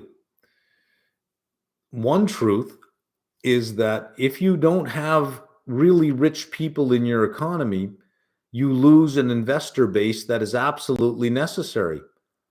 There are some investments, especially in the venture capital space, where you need a concentration of savings to make these investments. You need these people. Very successful people should be modeled and learned from, not vilified and called tax cheats. They should be the heroes of the economy, not the villains of the economy. You don't have to look at the top 10% to find tax cheats. They're all over. They're all up and down the distribution, right? It is much harder to be a tax cheat. For example, me, telling me to cheat on my taxes. How am I going to get that done? I would have to blatantly lie, because everything I have leaves a paper trail. I don't deal in cash, not at these numbers. People with my level of wealth, we don't deal in cash. We don't have suitcases of cash. How are we going to get that done? We would have to blatantly lie. Well, that's a prison sentence. If tax authorities ever catch you, you're going to jail. That's because you blatantly lied. The biggest tax cheats, according to the IRS, the biggest tax cheats, in order. Number one, hairdressers. Hairdressers. Because they cut hair and they get paid cash. One hairdresser I had in Windsor would not accept debit or credit cards or anything. Had a cash machine on the place that if you had to use your debit card, there's a cash machine. Cash only, cash only. Number two, farmers. The roadside stands that you buy stuff at, it's cash. Their inventory literally grows out of the ground. You can't tell what they bought. There was no cost of goods sold. Bad harvest, good harvest, you don't know.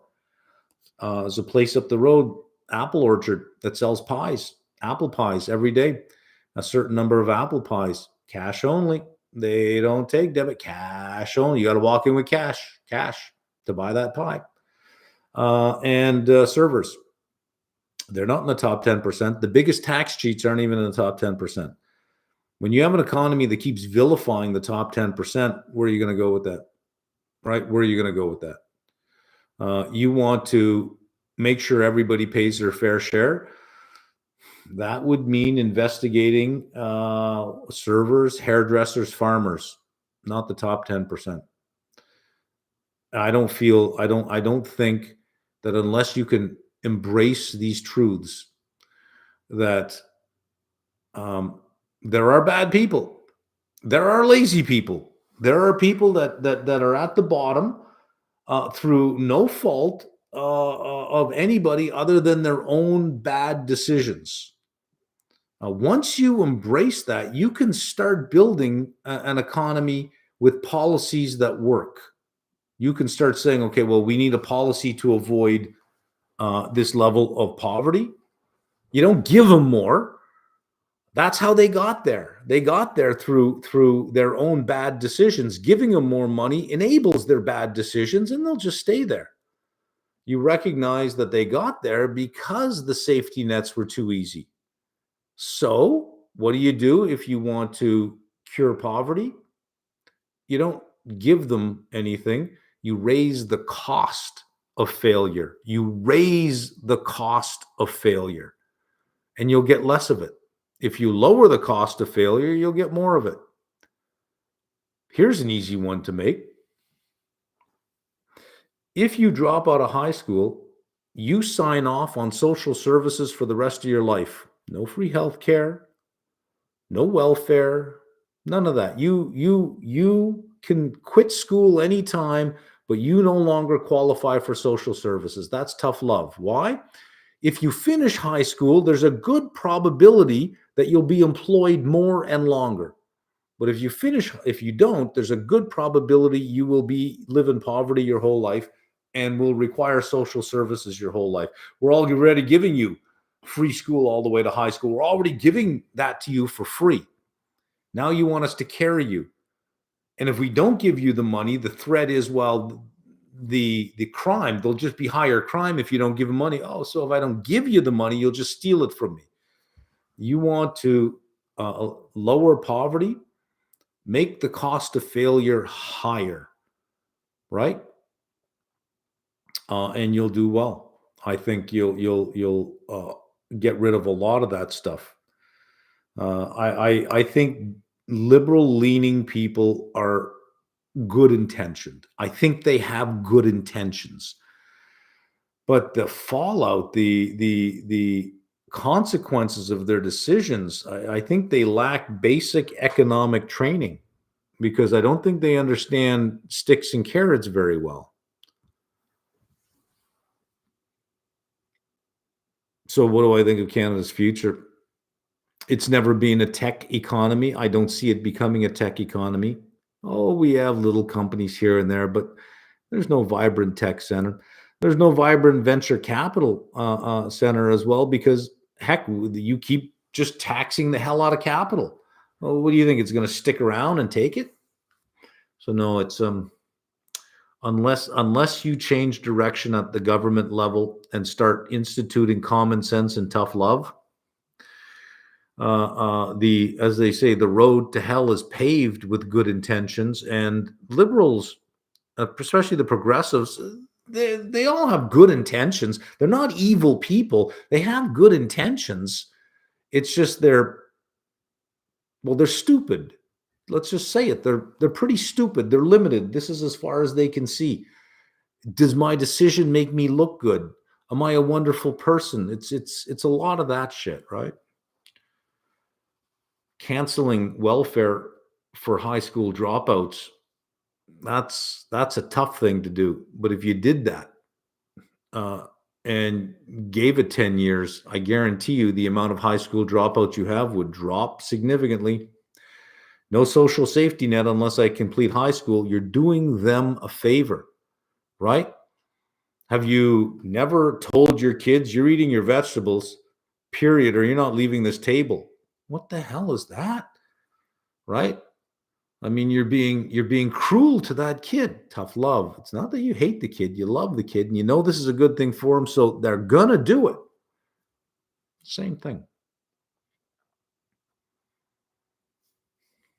You have commented about customer service for IBKR. Where to find tutorial about the tool?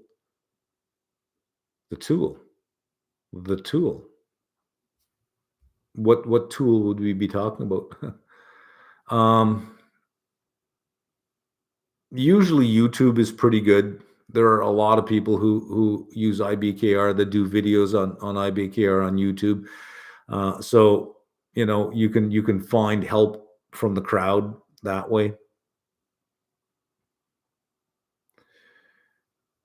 Nice addition to the 10K walkthrough is the valuation demonstration.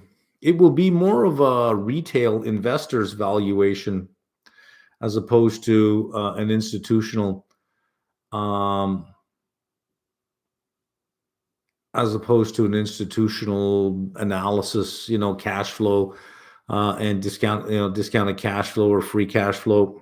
It'll be more, retailer friendly, easier to think about. Doing a quick evaluation using PE, free cash flow of the firm, tangible book value per share. Yeah, net asset value is a good one to use. Tangible book value. Now, that one you'd probably use primarily for a financial company. Net asset value more for an asset heavy company. A company that has assets that derive revenue. You may think, well, they all do, right? But GM has assets, but those assets don't derive revenue. Those assets build a product that then derives revenue. A REIT has assets that derive revenue. Shipping companies, trucking companies, railroads have assets that particularly derive revenue from the existence of the asset. Net asset value is a good one on that one. But yeah, valuations like that. Speak to moves seen this week. The index drops 3%, then recovers 1% in the span of 2 days. This is something you saw when you followed. Markets get choppy at tops. So what happens at the top is you'll move up, and then when there's a top, when you start to feel that it's gone too far, it starts to get a little bit choppy. It tends to get choppy at tops. I'm only 23. Seems since I followed the market, my reference point of volatility is very skewed. Yeah, and it would be. That's why experience matters. I had this comment argument a couple of years ago from somebody who was younger, thinking that I didn't get it. Oh, Boomer doesn't get it because I wasn't aboard the Tesla train. This was 2 years ago when I put a video out that Ice Age was going to be a lot longer than we thought. It's not going away anytime soon. And that Tesla's margins at 30% are simply just going to shrink over time. And they did. From the time that I did that, every quarter after that, they went down. And one kid, oh, Boomer doesn't get it. And it's like, no, you don't get it. And I think the comment I left is that youth may be an asset on TikTok, but it is a liability in the market. If you've seen 2 years, you're going to think that that's the yardstick, and you're going to keep measuring on that, and you're not going to roll with when the market rolls. So yeah, stay humble. That's the best thing, the best advice I can offer you about the market. Stay humble, because if you don't, it will humble you, and it will be expensive when it humbles you. Unless you've lived through several cycles, your inexperience, your youth and inexperience is a liability. Give it time. You will learn. The market. I don't envy the path ahead of you on that respect. The market will teach you some pretty expensive lessons. It does to everybody. It does. Don't feel that it's just you. It does to everybody. It still does it to me. It doesn't always agree with me. I heard saying that you're glad you didn't become a manager, portfolio employee. What are some of the drawbacks of working as a portfolio manager? I don't know I don't think I would do it now. I don't think that I would do it now.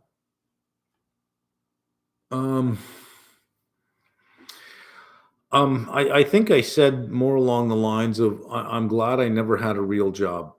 Like I never worked for anybody. Working in a university, it's not a real job. It's not a real job. It really is a part-time job with very good full-time pay. It's a fantasy job, really. You get 16 weeks a year off. It's not a real job. So I've never really had a real job, and I'm glad for that. I still don't have a real job. I can never. Well, at this point in my life, I don't ever see myself sitting in an interview room selling myself. My greatest weakness? Let me see. What would that be? I guess it's that I'm too perfect. Oh God. Yeah, I think I meant more along the lines that I never actually had a job. I think that's what I'm thankful for. 8% battery. We'll have to catch up tonight. Looking forward to it. There we go. Okay. What do you think about next week's earnings calls? Lots of big ones. I think it's hard to say what's going to happen with earnings. It's with the Fed on Wednesday. And I think with the market looking to the Fed to either cut or to clearly signal that September is a cut, that's the big show. And then I think, earnings could set a tone, or it could be idiosyncratic where some companies make it, some companies don't. And it's like, Or if more and more companies continue like we've seen so far, where investors are looking to find fault in one line item, where this was good, this was good, this was good, but you're doing what now? Oh God, there goes 10% of your market cap because of that. And you think, but I knocked it out of the park and I raised guidance. So we're changing our logo from green to blue, and you're selling off. Like, it seemed last week for some companies, investors were just looking for a reason to dump their positions. That's usually because companies, at least now, I think, are priced to such perfection that unless you beat across everything, it's hard to justify where you are. That you miss on one little metric and they murder you, or you do well, but a competitor doesn't do well and you get punished with the competitor. That to me seems rather odd, but that's what's going on. Usually when you start seeing earnings do that, you are at least at a near-term top. Do you think Tesla will end up like Enron? I don't think Tesla will end up like Enron. I don't have any reason to suspect that Tesla is lying or engaged in any kind of fraud with their numbers. I have no reason to believe that at all. I have no evidence that would suggest, or no even inkling or suspicion to say, something's funny here. If there is one thing that I think that I would point at where I would say this if I had to point and saying this is going to be trouble or this could potentially be trouble, it's the question of whether or not Musk actually believes there will be full self-driving, or if he's just telling people we got a robo-taxi company coming, full self-driving. What did he say on the call? I'd be surprised if we don't have it by the end of the year or early next year. If somebody somewhere wants to make a deal out of that and say, he says this and he knowingly knows, if somebody from inside Tesla comes out and says, I got a bunch of emails where he openly admits this shit doesn't work, that's what will take him down. Something like that. But just hyping what he's going to do. If he truly believes that he can get it done, then it's like, okay, well, you're unreliable as a source of good information, but you're not a liar. You really do believe what you say. It doesn't help that they made a commercial one time where he says this car is driving itself, and it later came out that car was not driving itself. It doesn't help that he points out that these robots are doing these things on their own, where off screen there's somebody actually controlling the robot doing it. So he kind of knowingly knows that that's a lie.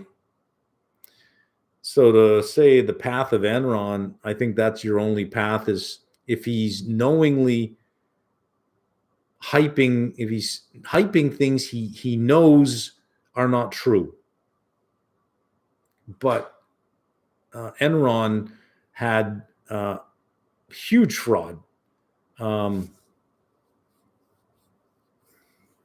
Like huge fraud, like some of the things that they did in the state of California, just to keep pushing up the price of electricity, the influence they had in actually creating the very shortages, calling utilities and telling them, yeah, shut it down for an hour, because they were also into energy trading.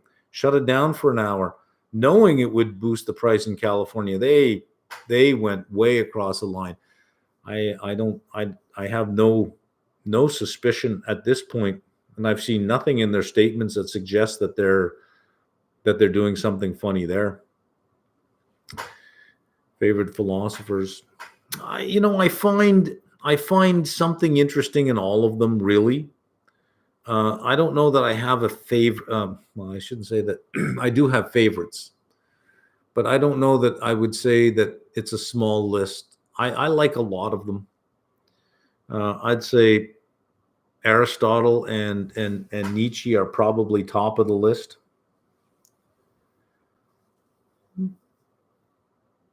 I used to have high respect for Kathy a few years back, but now I don't listen to a word she says. Yeah, I don't think she's talking to you. I think she's talking to people who telling them, what they want to hear. How can I master structured response for level 3? Show up to the drop-in sessions that start tomorrow for the mock exams on the site. Is the return of your externally managed fund more than the one you own? No. No. I am crushing it. I am beating them handily. My return with active management is 15%, but buy and hold have better return. Your return, your active is 15. I'm not getting that. With JP Morgan, I'm not getting that. Something I need to follow market weekly. I'm slowly starting to think I need to manage all my money. I'm not getting. I'm crushing it in terms of my return. If I ignore the cash, if I say, well, let's just ignore cash and let's just look at what I'm actually invested, it's high double digits, not just 15-16% on just what I'm invested in. I'd say 40-50% for the year. I'm crushing it this year. But if I look at the whole portfolio, because it is cash, you make the decision not to invest cash, that you're in a cash return. You got to take the whole thing. But no, I'm beating my JP Morgan investment managers with one hand tied behind my back. I'm barely trying and not even deploying all my capital, and I'm beating them. Selling straddles or IC seems to be a very popular choice for many retail investors. I get they indicate being in your favor, but I haven't seen research as to why being long is worse. Long is not worse. It's just it takes more capital. That's all. It just takes more capital. It's not worse. The short straddle is a good trade on a neutral stock. If you have a stock that you think, well, this thing trades between $45 and $55. At 55, I don't see much upside. At 45, I don't see much downside. There's your short straddle, right? You can sell the 55 calls and the 45 puts. So there's your short straddle. It's great for a sideways stock. Usually sideways stocks are higher dividend paying stocks, so they're not that profitable. What makes the short straddle, especially over short periods of time, like 30 days in, what makes it interesting is the implied volatility distribution tends to be wider than the historical volatility distribution. So that 10 delta calls and puts, you'd think that gives you 80% of the distribution where you'll make money. That's on the implied distribution. On the historical, it's even higher. It's like 95%, 90, 95%. So your probability of losing is 5 to 10%. That's what makes it attractive if you have the right underlyings. But again, it is just a strategy. I'm a computer science student trying to pivot into finance. Unfortunately, this is my last year, so getting a minor in finance is kind of too late. What should I have on my resume to break into the field? For finance, I don't know that you really need to have a finance minor on this one. For a quant, if you're doing quant stuff, Python is the thing that you would put forward, because some finance professional somewhere will say, I need this, and it'll be some algorithm that you write. So and then in time you can then add CFA to it, which is probably what I would do as opposed to a finance minor, is get level 1 CFA. It's equivalent to a finance minor. You have provided excellent value companies. Apart from Oxy, GM, any other smaller company you suggest?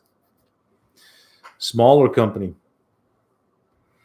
Well, any of the Canadian apartment REITs, I think, have been absolute winners over the last 2 months. Cap REIT, I was collecting in the 43s. They're, 49 now? I think they go higher.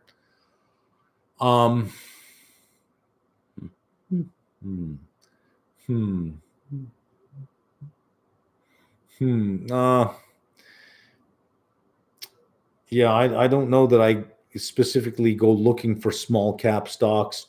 If I come across one that fits into what I'm doing, then sure, but I don't know that I go looking for it. Oxy, GM, XLU, FCX, Freeport was really good. What you want to do is you want to find, a valuation that makes compelling sense. GM's valuation is a no-brainer for me.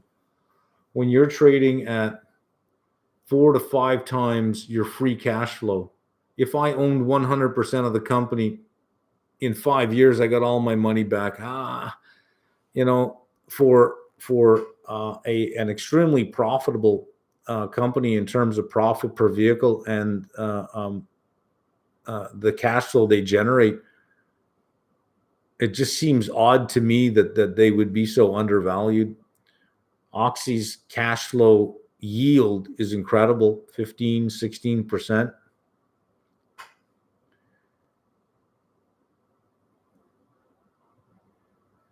Asset manager, trader for funds, banks, etc. would be the goal. I know my programming skills be useful, but I have no work experience.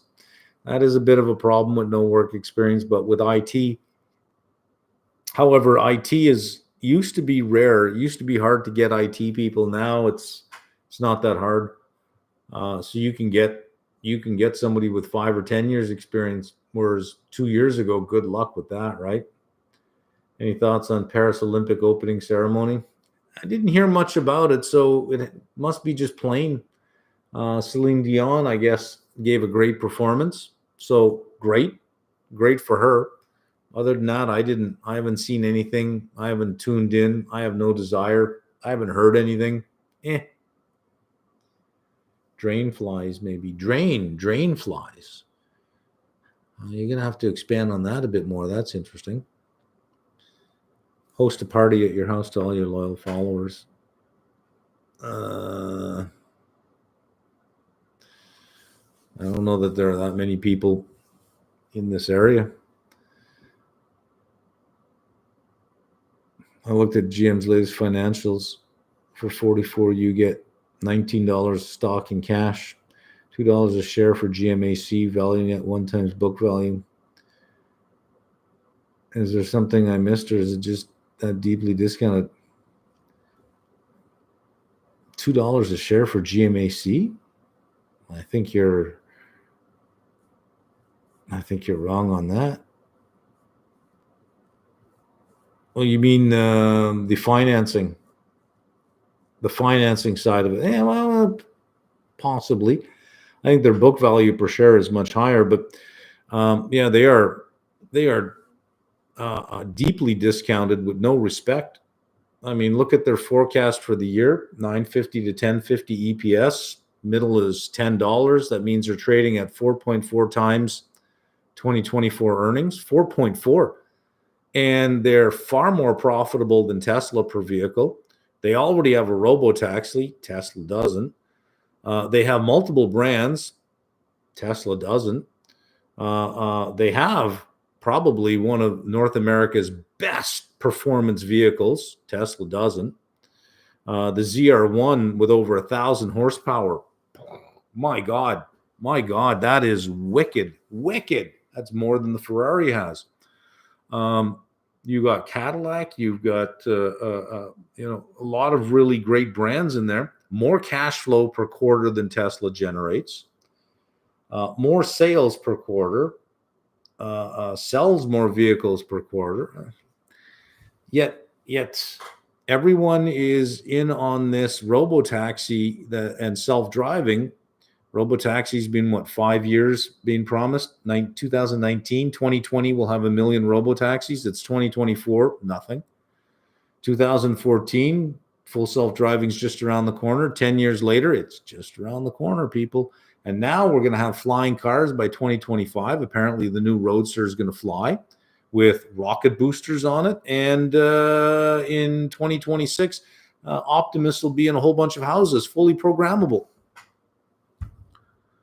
Come on, man. I mean, have at least one bit of, that doesn't sound right.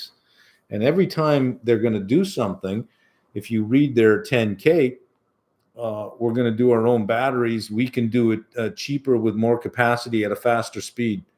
We're going to make this and we can do it cheaper and faster and better. Everything they can do cheaper, faster, better. But I haven't seen that. Not with the margins they've been having. That's not playing out. On every dimension you measure Tesla, there's a competitor that's ahead of them on every dimension. They're not ahead on any one single dimension. So, yeah, you look at GM, you look at Tesla, you say, one of these two things is wrong. Which one is it? I don't know. But GM just can't get any respect, and Tesla can't get any disrespect. Figure that one out. Markets, huh? But you're not missing anything. GM is extremely undervalued, and they're gonna. I guarantee you, if they stay mid-40s into the third quarter, end of third quarter, going into fourth, there'll be another buyback. There'll be another buyback.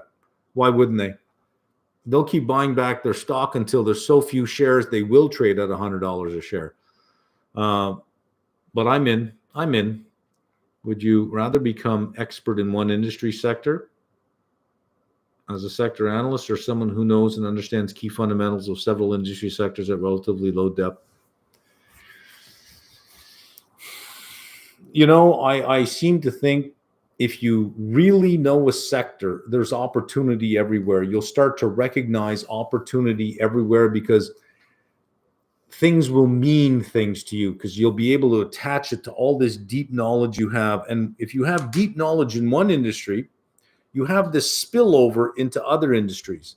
That if you understand how REITs work and you understand how companies with income producing assets work, you start to understand other companies in other industries that are predominantly income producing assets. So you know that the forces that work in one will tend to work in these as well. So it's not as if what you know in one doesn't spill over into another. There's always the spillover into other sectors. So you'll be a real expert in one, really knowledgeable in a couple of others, and a generalist in the rest. Do you think that macro drives equities rather than fundamentals? Sometimes it does, especially in the credit and liquidity space. If credit is abundant and you got a lot of liquidity, it's going to drive equity prices beyond the fundamentals, because where's all this money going to go, right? This money's got to go somewhere. So sometimes the fundamentals can do that. Yeah. Is it becoming more difficult to identify and hold few value stocks? I think at any point in time, you can say this is harder than it was 10 years ago, but it's not. No, it's not. It's not harder. No, I wouldn't say that it's harder. GM keeps going lower every day, which I think beat on earnings and raise outlook and thinking people selling off, people thinking going into a recession. No, they started selling off when they mentioned that they were not going to pursue Waymo style robotaxi. In other words, not a purpose-built vehicle, the Origin, which had no steering wheel and no brake pedals. And the thinking was, well, robotaxi is going to be this big industry. By the way, there are, I think, something like 50 or 60 robotaxi companies around the world. So Tesla is really, really late to the party, and Uber already has a partnership with a robotaxi business that is making level 4s that will supply Uber with them. So, yeah, I mean, you look at Uber. Uber's already a huge ride-sharing platform that can easily add robotaxis, and they got a market cap of 140. You telling me Tesla's going to be in 140 countries? I think they got $140 billion valuation. They're in something like 130, 140 companies. No. So we know that valuation is wrong. That's why GM started selling off, is because, well, listen, you're giving up a big part of the space. You're going to use, otherwise level 2 vehicles in a level 4 space. So what? So what? Why can't you now? When you're doing that, you're also selling more cruise vehicles to the robotaxi business. Great, isn't that what Tesla's doing? Isn't, when they say that your car can leave your driveway and go do a robotaxi? Isn't that a vehicle with a steering wheel and pedals? And they get praised for it. GM says, okay, well, we'll use the Cruise. Oh my God, no. Isn't that not the same thing?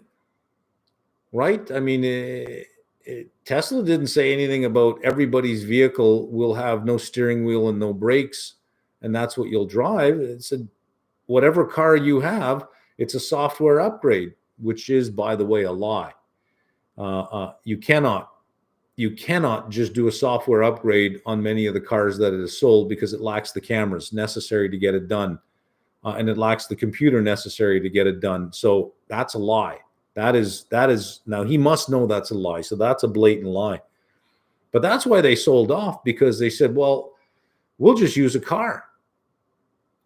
People brought Tesla from 180 to 250, $260 on the fact that everybody's car will be able to do this. GM says, we're going to use a car. And no, sorry, but you can't have a valuation of 5 times forward earnings. It's 4.4 if you're going to use a car, but Tesla can have 80. This is the more I talk about it, the more high conviction I keep getting on GM. Tomorrow I'll probably just buy more. I hope it goes down more. I really do. I hope I see 43, then 42, then 41. It will be, to me, the lower it goes, the higher the conviction it is. And I need another high conviction trade. I'll just keep buying. Do you have any videos going through explanations on different types of exotic OTCs? Why? As a retail investor, you can't touch OTC. Why? Knockouts, knock-ins. You can't touch them. So why would I ever do that? You're not a counterparty to any of that stuff. Do you think Trump appearing to be unfriendly towards electric vehicles negatively impacts your copper trade? Nope. Let him be unfriendly. It's not going to stop China. It's not going to stop Europe. It's not going to stop anything else. What it's going to do more than likely, and I agree with this, by the way, what it's going to do is going to say, you want to buy an EV, why should the taxpayer finance your purchase? You want to buy it, go buy it. But why should the taxpayer finance it? I agree with that. Why should I have to give the government money just so that they can give it back to people who want to buy an EV? Go buy an EV. Go buy your own car. Why should I finance $7,500 of it for you? And that's what you're doing when you're giving these rebates. That rebates comes from the government. There is no government spending. Okay, you got to get that out of your head. It's taxpayer spending. The government is only an agent in the transaction, takes the money from you and spends it. It's all taxpayer saving or taxpayer spending.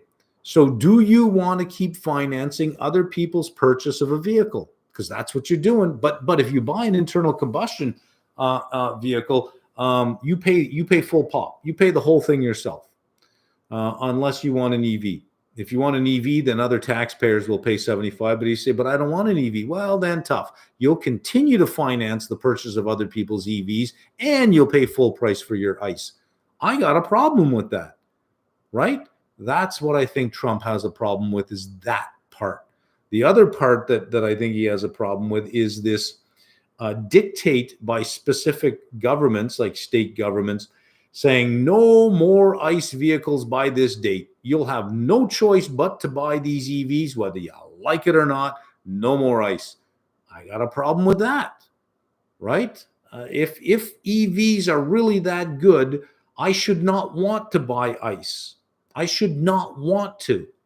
Now, when you mandate that I have to, that there'll be no more ICE vehicles, when you taxpayer finance the purchase of the vehicle, I, as a vehicle producer, where is my motivation to make it better and better and better so that you will then choose it yourself, right?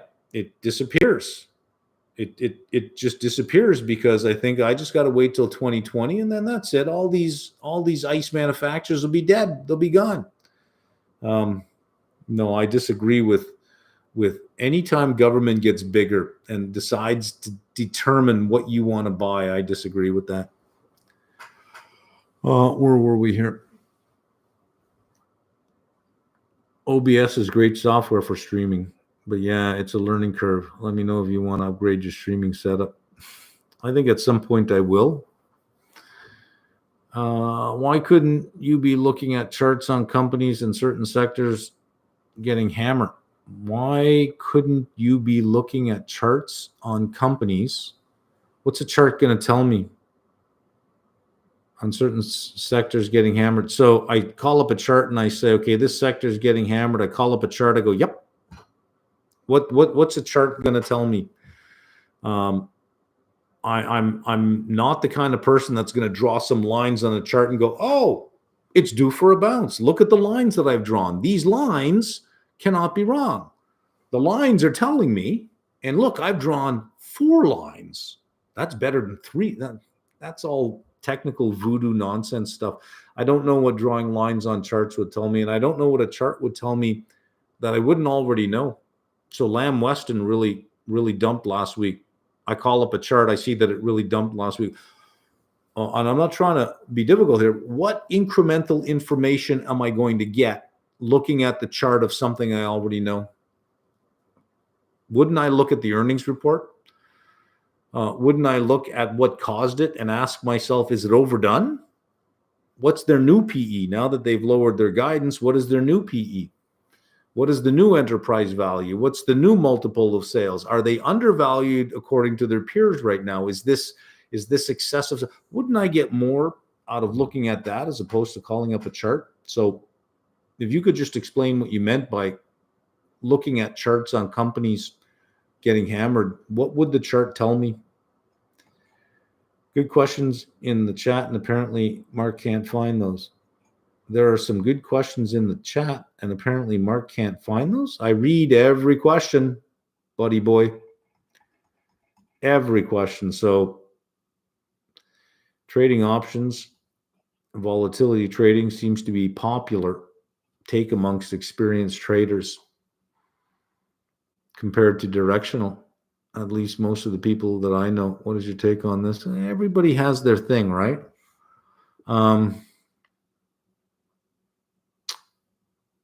Everybody has their thing. Sure. I don't. I'm not going to say, oh no. Some investors are long only. Some are neutral. Some are short. Some deal in the options. I do a lot in the options. It depends on what you like. But there are experienced traders in all sorts of different approaches.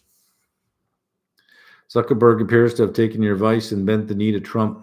He didn't bend it far enough. He didn't give him money. He better bend it far. He better bend it further. I don't understand fundamentals and charts and just talking about bonds and much more than I don't understand most of what you're saying. I only understand fundamentals and charts and just talking about bonds and much more that I don't understand most of what you're saying. Since the inflation coming down, that time to start looking at the great America food companies now that they serve food even and oil and natural gas keep going. I'm not sure where the question in there is. Is it time to start looking at food companies? They have not performed well. Staple, and it's odd. Staples, it's not that Staples are underperforming. It's some of the companies are performing negatively, which seems rather odd. Best valuation metric for auto manufacturers.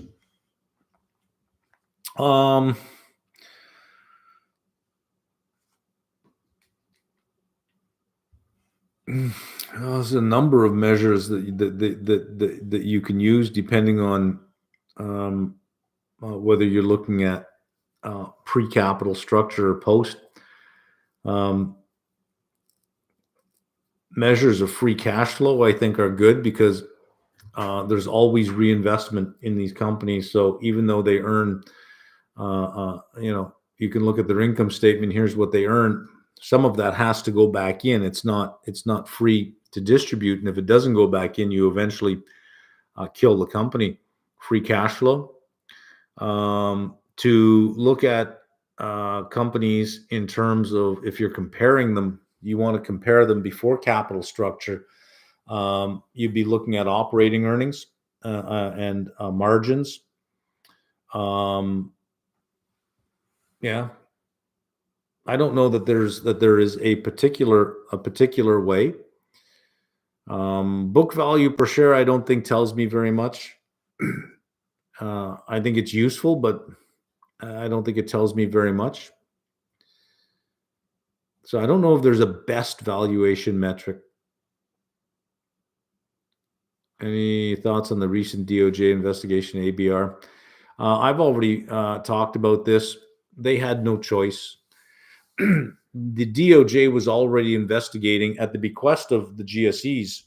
They were already investigating fraud in that space. They were already doing it. In 2008, there was a lot of fraud going on and nobody investigated anything. That didn't work out well. Now you have the GSE saying there's fraud, and you have a couple of short reports on ABR alleging fraud. There is no way the DOJ can ignore it. They pretty much have to investigate ABR, whether it's true or not. They have to, simply because they didn't do anything the last time and it didn't work out well. So they're going to over investigate this time. They had no choice. They had no choice to suggest that they would have that ABR could have avoided it all. Not with two short reports, not with accusations out there. Regardless of the quality of the people making the accusations, you have to at least cross them off the list. At least cross them off the list. Do you use out-of-range price divergences in your thinking process than buying, selling options? Well, you're going to have to tell me what you mean by out-of-range price divergences. You mean two assets that normally trade within a certain range of each other diverge? I've done that in the past, yes. I don't really have to go turning over all the little pebbles to find opportunities. There's already lots of opportunity out there. That to me, it seems if I'm doing this kind of stuff, it's almost like I'm turning over little pebbles to see if I can find anything. I don't need to do that. The beach is full of opportunity right now. Tesla would be the last stock that I would buy because they are too many cars like Tesla, which all type of styles and models. The Tesla is getting hit very corner marginally. Yeah, my neighbor has a Tesla. I find it to be it's an average looking vehicle. I see a lot more Teslas now, and it's like.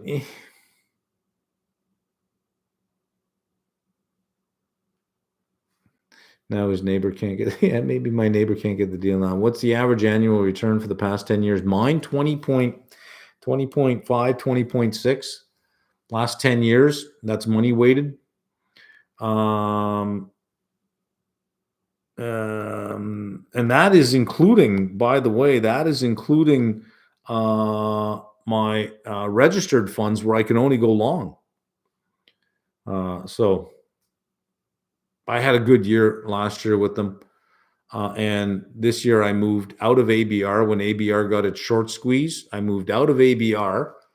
It went 15, 13, 14, 15. I got out of ABR and I got into cap rate in the 44, 43 range, and now that's 49. So up and grabbed this one, went up, and I did the REITs last fall as well when they dropped. The cap rate was down around 41, then it ran to over 50. I grabbed that run, got out of ABR at the peak on the short squeeze, got in the cap run at the low. It's run up. I've gotten lucky in my registered accounts on this stuff. I've gotten really lucky. So when I see 52, 53 on cap rate, I'll get out of that, and maybe the Fed's interest rate cut isn't as aggressive as we'd like it to be. Maybe ABR finds its way to 11 at that time. Maybe I get in. I don't know, but we'll see. We'll see what happens. But I've been lucky in those so far. Getting the money out is going to be challenging, but I have well over a decade before I even have to start thinking about that. Starbucks video you're referring to was fake, but I get your point about debating. This was CNBC, but I get your point about baiting. Matter of time before some legislation comes along. Okay, I'm not sure what we're referring to here. Most of the stuff I watch about companies is from CNBC. Actually, there was a good one I just watched before I started this. AI and data centers. I forget what it was called. Maybe I still have it here on my YouTube. Let me just look. Hang on. Where is it? Gone. Where's my history? Do I have history on here somewhere? I don't know where the history button is. History. I don't know. If I click that, that'll give me history stuff. It was it's on CNBC, just AI and energy use or something like that. And it talked about the sheer amount of energy use that's going to be needed to power just the data centers in the US, and how much energy each data center takes. Like each data center, I think they said on average is like 65 to 70 megawatts per data center, and how much each search costs using a chat GPT search was really good. Most of what I watch is CNBC stuff. So, yeah. Yum.C could work since it's KFC brands and other types of business that people eat in China. Yum Brands. Yeah, that's Yum Brands China. Did ABR have any executives buy some stocks last week? No, not until they. I think they. I got a feeling they report this Friday, but I didn't find anything on ABR's site. Pizza Hut filed for bankruptcy on Monday. Pizza Hut, really? Last Monday? I didn't hear anything about this. They're certainly not what they used to be. I'll tell you that much.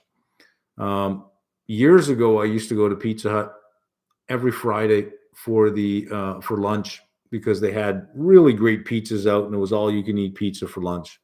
You just go up, help yourself. Several years back, when I had the business, I took the staff out for lunch. I said, "Oh, Pizza Hut's got a great buffet. We got to go there." So we went there. It was garbage. It was like, it was crap. They were really slow bringing them out. It was certainly, like it was like, like you're making garbage pizza here. Like, this is the idea behind the lunch buffet, is that they weren't making money on it, but it would, when you were at home and you wanted to order a pizza, you'd think Pizza Hut because it was so good. You'd order the Pizza Hut pizza. And then they just went downhill. But it was, if they filed for bankruptcy, it doesn't really surprise me. But I haven't heard anything about that. This is the first I'm hearing of it. Where are we? Okay. We'll finish up soon. Any thoughts on property investment strategy using home equity? Not at these rates. Most of these investments are 5% rental yield. 5% rental yield. You're getting a 5% rental yield today? With pricing where it is, you're still getting a 5% rental yield? I haven't seen that. With annual 5 to 6% capital gains, this is a great investment using leverage. Not when you're using leverage at 6.5, 7%. What's the 30-year mortgage at right now? 6.78. So no, I don't think that's a good idea. It's great when you have interest rates below, or mortgage rates below 3%. But I would question the 5% rental yield. Are you talking gross or net? If you're looking at yield, you got to look at your net operating income, not your gross, not what you get per month. But you pay rent. Somebody gives you rent, and after that, you got to pay all your expenses associated with that. That's not all just free money. So 5%, even with Airbnb, I think it's tough, given where property prices are now, to get a net, an NOI of 5% on a property, unless you got a whole building like 60 units, where you have a lower cost per unit because you're sharing walls. 5, I think, is a tough. That's a tough reach. That would be tough. Do you think ABR will be 1750 by January? Will it get there purely from NAV? You start getting interest rate decreases. Yeah, I think it could. It has performed extremely well over the last 10 years. It's just another one of those stocks that just doesn't get the respect it deserves. but it deserves a lot more respect. I made a killing on ABR several times. I was able to buy it when it dropped in price and ride it back up without even thinking about it. During the pandemic, this thing fell to under $5. I was buying 50,000 shares at a time. I wasn't even thinking about it. I did very well on ABR over the years. I'd have to say, if I ranked every stock I've ever had in terms of the highest return to the worst, ABR is at the top of the list. I bought this thing back in, when did I first get it? 2012, I got back into it after the financial crisis. 12 cents a share was the dividend. It was like $5.25, and Canadian dollar was still close to par. And I held that till I just recently sold it on the in my RSP on the short squeeze rally, from 102 Canadian to 137 Canadian, from 528 to 15 and change, and from 12 cents a quarter. What was it paying in the end? What's it paying now? 43 cents a quarter, 12 all the way to 43 cents. I mean, I more than tripled, quadrupled any investment just on that little guy alone. So yeah, I think it can. I absolutely think it can. Otherwise, I wouldn't have bought the 1750. Worked some extra shifts at my warehouse job just to subscribe to the Applied series, onwards and upwards. Yay. Mentioned before in previous sessions with you, small caps were due to outperform. Yeah. They have lower PE, higher growth rates. Do they? Long dated calls will continue to provide significant alpha.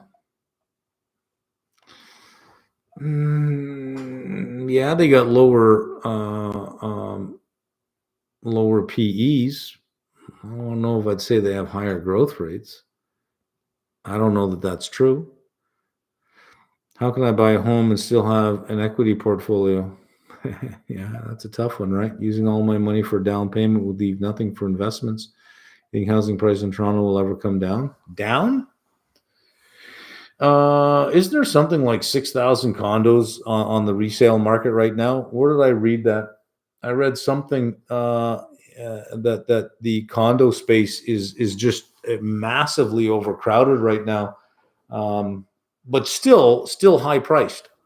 You're getting like small square footage for 600,000, and apparently that's a deal. There are some developments that have just been halted. So if you don't have more supply coming on the market, it doesn't put that much downward pressure on prices. Given the level of immigration we have, the level of population growth we have as a result, and the level of new home construction, new home being whatever it comes from, whether it comes from an apartment, whether it comes from a condo or a house, it's hard to see how housing prices can fall. Hard to see.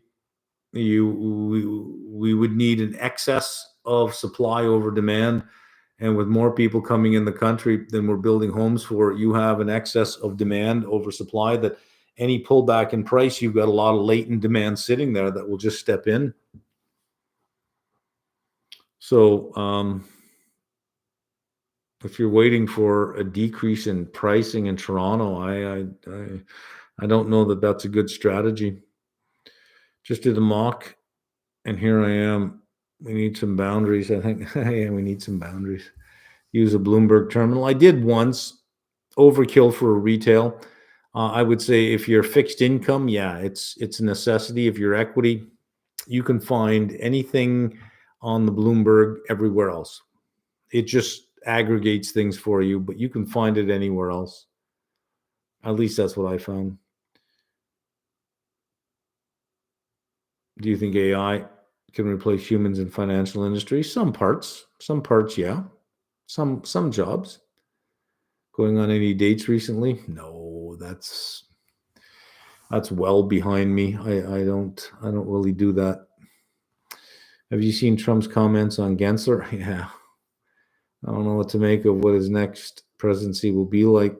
He even said you won't have to vote. I know. He said that to the Christian coalition, right? That You should vote for me. You'll never have to do it again. Crazy orange man. Yeah. Yeah. I don't know what to make of that now that you have another person in there. I think Harris will get a boost for a while. I don't know that she can win it though. She's not likable, and I think once she starts talking, and it'd be like Hillary all over again. That there'll just be this level of unlikability. I don't know why. I don't know why. She's educated. She's got a good background. She's not weak on crime. Um, but for some reason, she's not likable. What I think is helping her this time around, or what might help her, is she didn't have to get the nomination. So she didn't have to appeal to the progressive wing by saying stupid things in public. So that might save her. They can't really use a lot of that against her because she didn't have to say stupid things. What are your reasons for not getting a synthetic long position on GM for March 2025? It's the curve. At very high interest rates, the synthetic is expensive. So it's like if you go out to March 2025, let me just see if I can give you the pricing. I did look at a synthetic and I discarded it because I thought I could do better. If I want a good play for March 25, I'd rather just sell a 55 put, as long as it doesn't get put to me. But let's find GM here. Here we are. And let's go to options. Let's look at March 2025. And I think the problem I had with it was the cost. You're at $44 on GM here. So if you try to do a 44 synthetic, you get about 370 on the put, but you're going to pay. That's a wide spread there. So let me go in the middle of that. About 570. Maybe you'll get maybe you could buy it for 570. The spread is wide, but I imagine it's just because it's outside of hours, or it's closing prices. So you're going to pay roughly about $2 for an at the money call, for an at the money synthetic. At lower rates, you'd be getting that for free, or a small positive premium, but $2, it's just too expensive. You'd have to go to the 45s. If you did a synthetic at 45, it looks like you can get it for free. So there is a cost to getting it done, right? But if I sold the 55s, it's too wide of a spread. Let's say you sell the 50s, 725. That gives you a 42.75 price on a 44. So you do have time value in there. You can buy the 50s, and as GM rises, you can roll those 50s higher and higher. You can keep rolling them up as opposed to trying to do a synthetic. Synthetic was just too expensive. I didn't feel like paying $2 for an at the money synthetic. All right. Yeah, I just didn't feel like it. That doesn't mean that I wouldn't consider it.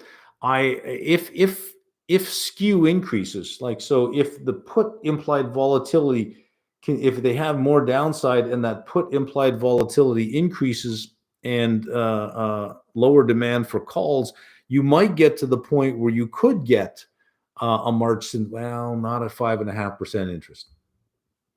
That's the thing. You got to overcome the interest expense because all the options are priced on the forward curve. And the forward curve is a function of the interest rate. So the 50 delta is priced on whatever the forward price would be at that point in time. It's going to be hard to get a 52. But I guess you could try for 60 days. Maybe the implied volatility might overweigh the 60-day and just keep rolling over your 60-day synthetic. But with the numbers that I would use, you're looking at two options for every 100 shares. If you're looking at 50,000 shares, 500, you got 1,000 options at $1, That's 75 cents an option. You're paying $750 every 2 months to roll your position. At that point, it's like, well, I guess I'll just pay the $2 and get the 44 synthetic. Given the amount of transaction costs I would do, would be more than the $2.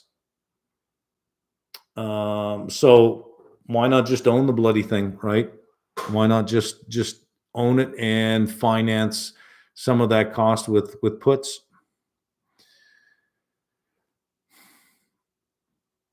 Thoughts on ticker DJT? I wouldn't touch it. I just wouldn't touch it. I can't see Trump running a company for the benefit of shareholders. I think Trump owns a company for the benefit of Trump. And if shareholders make money, well, then they made money.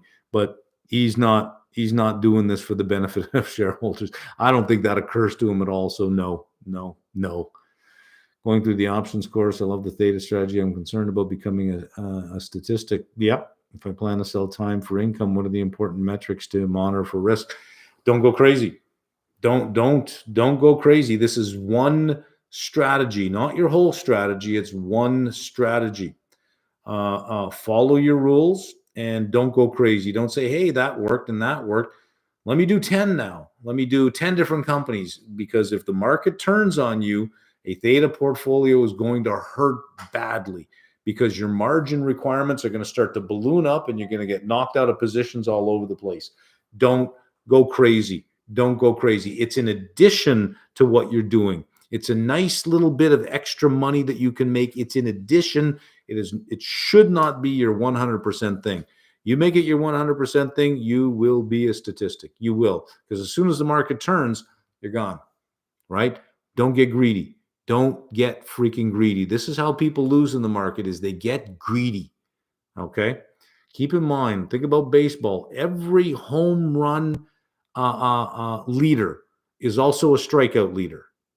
Okay? Now, when you're using money, you won't be a home run hitter with also being a strikeout leader as well, because you need capital, right? So you're not swinging for the fences. Your goal every day is to get on base. Even if you got a bunt to get on base, just get on base. That's all you care about. Singles, maybe a double, singles and doubles.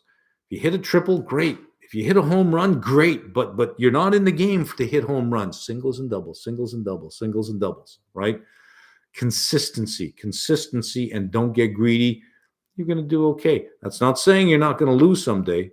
You're going to have positions that beat the crap out of you, but make them small. So yeah, they'll beat the crap out of you, but in a small way. Make them small so they never take you down.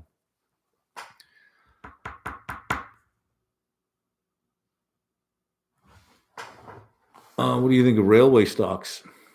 I haven't spent any time with railway stocks, so I don't know. I don't know that I have opinion on railway stocks.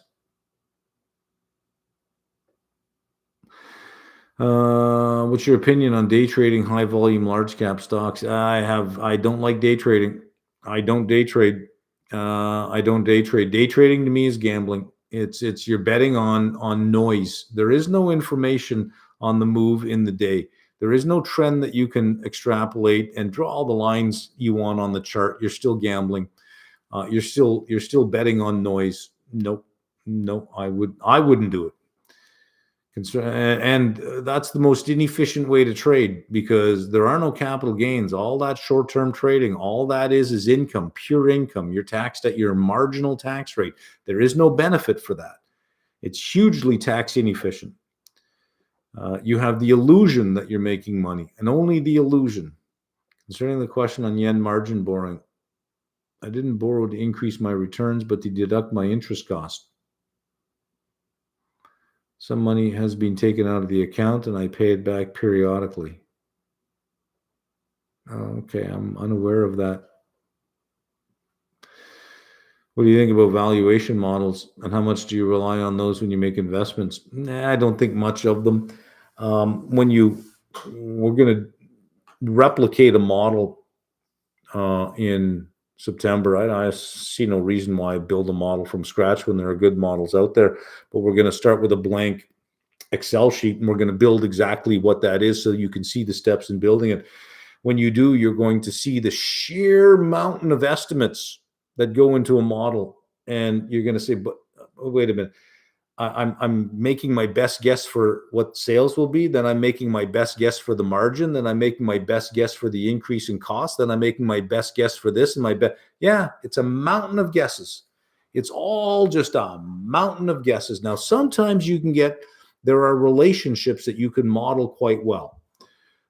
The end is you'll end up with a front page with all your assumptions. And you'll have some price that you arrive at. I would say throw that price out. The price is meaningless. The assumptions are everything.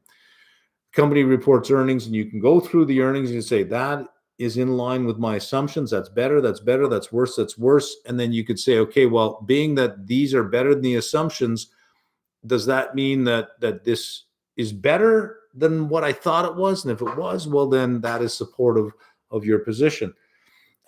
It is knowing what assumptions went into why you bought something that determine whether you're going to stay in something. And if those assumptions don't pan out, well, then you know that whatever valuation you arrived at was wrong. But most of those valuations that you arrive at will be based on just mountains and mountains of assumptions. Your best guess, your best guess. That will never actually be true. None of those things will be true. Some of them will be close, some of them will be off, but the combination of being off by 2% on 50 bets is being off by a lot, right? 50 assumptions on this line item, on this. And if you're off by a couple of percent on these, those magnify to being way off. So I don't rely on a lot of those. What is a safe utility stock in Canada and the US? In the US, XLU. Don't mess around. XLU is a portfolio of utility stocks. Just buy the portfolio. Now you're diversified. In one ETF, you're diversified, right? Canada, I don't know what utility stock there or utility ETF, but I have sold puts on Enbridge, and they have worked out.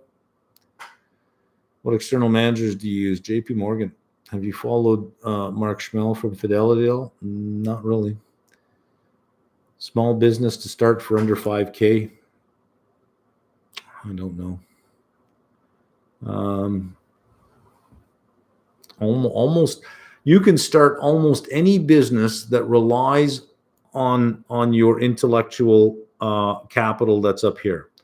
So if you are knowledgeable in a certain field or in something, and you can create your own outcome, your own output, you can start businesses almost for free. I started my whole CFA business for free because I just started putting up videos on YouTube. All it took was my time. So if you have some skill set up here that you can leverage for value, off you go.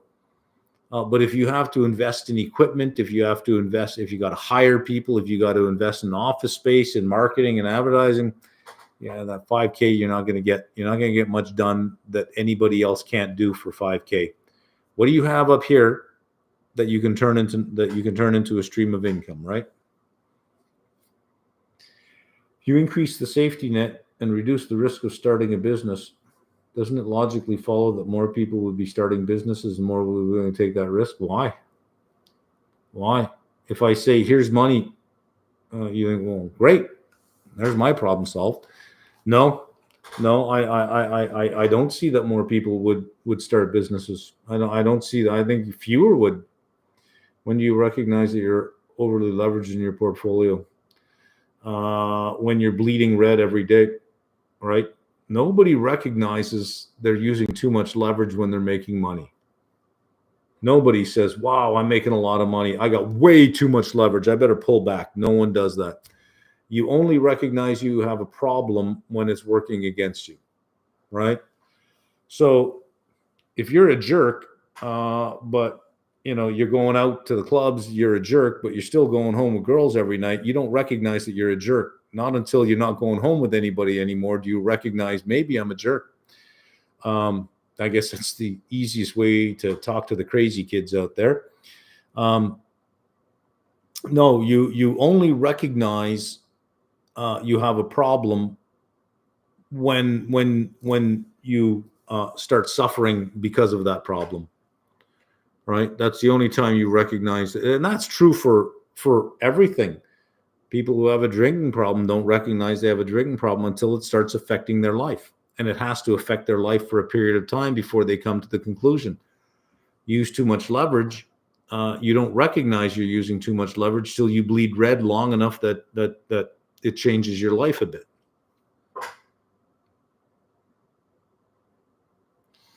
If Amazon failed, Bezos could just go back to his life as a hedge fund manager. He's out of Amazon now. I don't think that it would hurt him that much at all.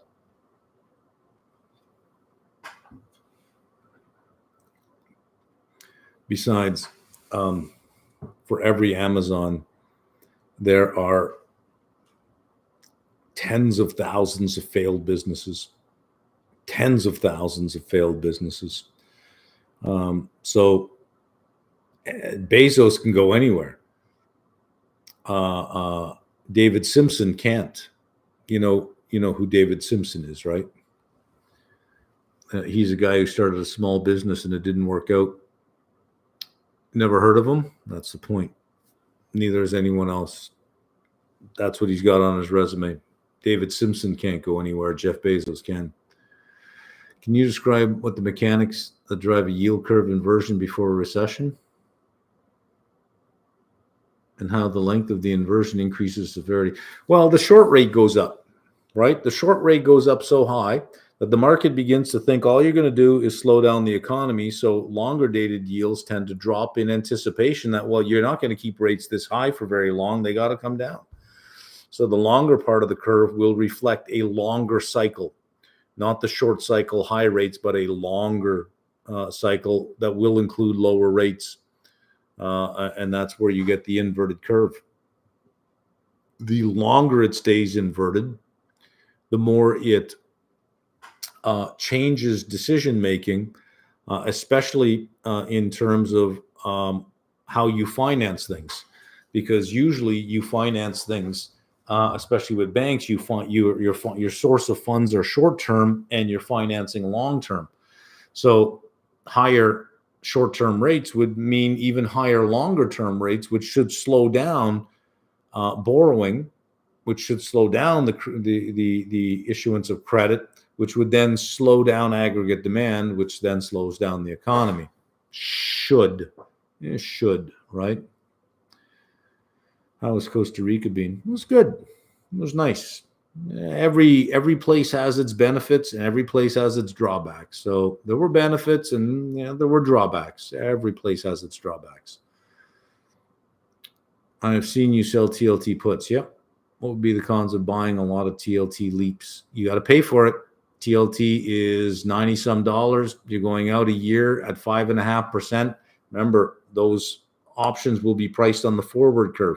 So not only does, if you take a year, not only does TLT have to go up 5.5% just to cover the cost to carry, it then has to go up even more just to cover the premium at the same time. So you got to go up to cover the cost to carry. You got to go up to cover the premium. You're asking a lot. You're asking TLT to do a lot before you even start making money. So if you're going to do that, you got to find a way to finance that. You got negative carry, you're going to get positive carry somewhere, which means you're going to sell puts.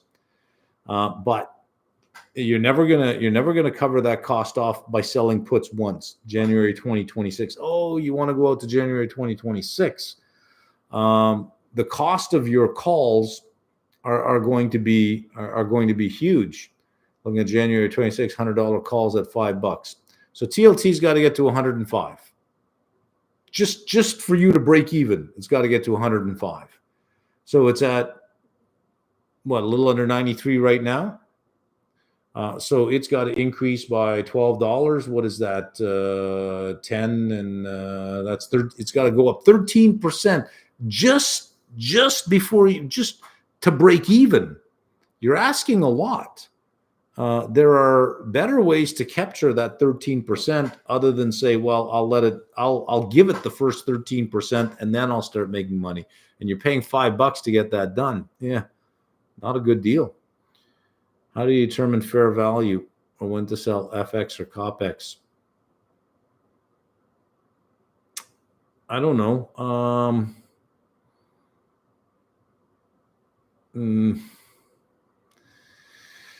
Depends on it depends on a lot of things. It depends on the big one is, whatever multiple you're using to value the company. If the multiple gets too expensive, so if you think that mining stock should be 10 to 12 times earnings, and you see it go to 13, 14, 15, 16, 17 times earnings for a larger cap stock, that's going to be wrong, right?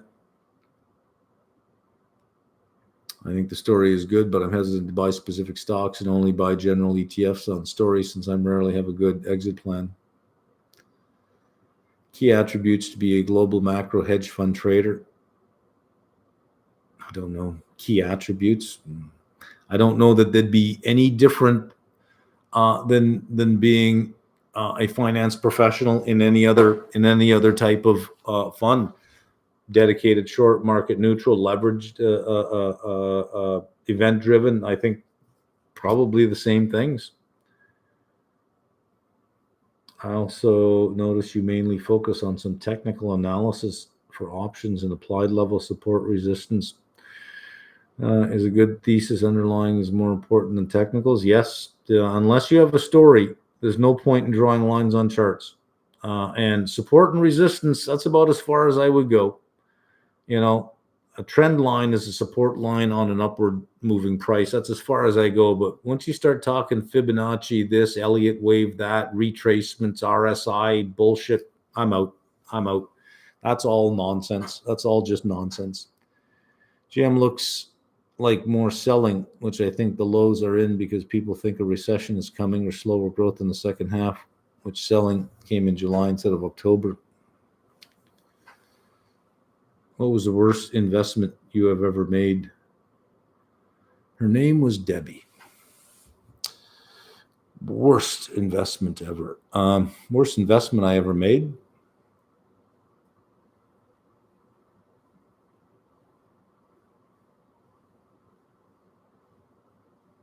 I invested in a business with somebody, and I didn't pay attention to their morality.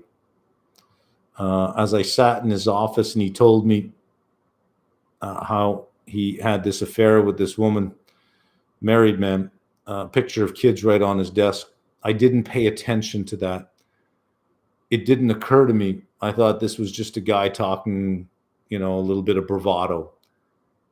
But it didn't occur to me that if he was willing to do that to his family, there is no limit to what he'll do to somebody who's not as close to him. If you're willing to do that to those close to you, there is no limit. There is no limit. And I didn't pay attention to that. And he was a snake in the grass. He was a nasty person. No moral center. I had to stop one transaction as best I could. Stop one transaction because I knew it was wrong. I had this funny feeling that this transaction is fraudulent.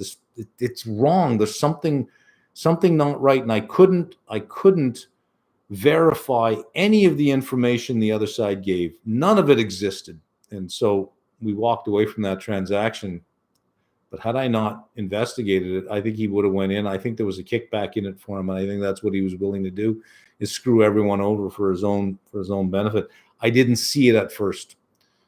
Now it's along. I think that when somebody tells you who they are, believe them. Just believe them.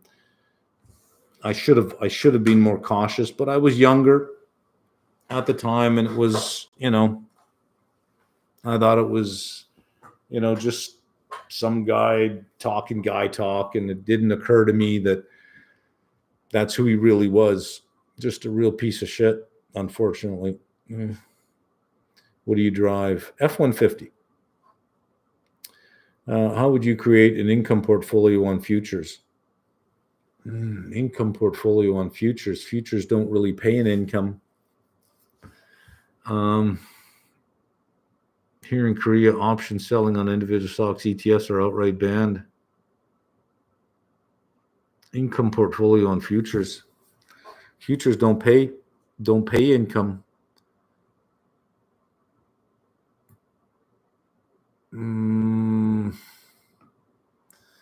And you could sell the futures, buy the underlying, but if you're going to do that, you could just buy a money market security and get the same return. Because if you did that, you'd have a risk-free position. All you'd get is the risk-free rate. You'd get just the carry that's in the futures. No, I don't know. All right, I'm going to scroll down to the bottom and read up.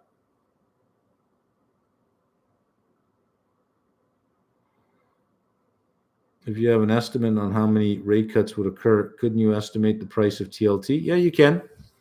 It has a duration, low 16s. Multiply that by 0.75, right? So that will give you the percentage change in the price of TLT. 16 times 0.75. What is that? 12% change. A 12% change is 9 on 94, 9.4 and $1.80, 9, 4, 10, $11.20. If you get 3, right?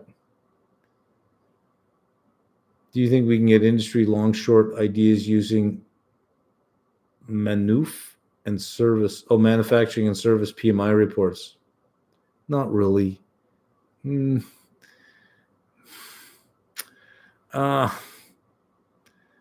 really. I don't know that I would use that data to come up with a short position. No, not really. How often do you outright buy a stock versus getting put into a position? I have all the Canadian REITs. I have GM. I have Freeport. I have XLU's the synthetic. You could say that's an outright buy. I just didn't want to use the capital, but XLU does the same thing. What else have I got? Borg Warner, Goodyear Tire. Yeah, I buy.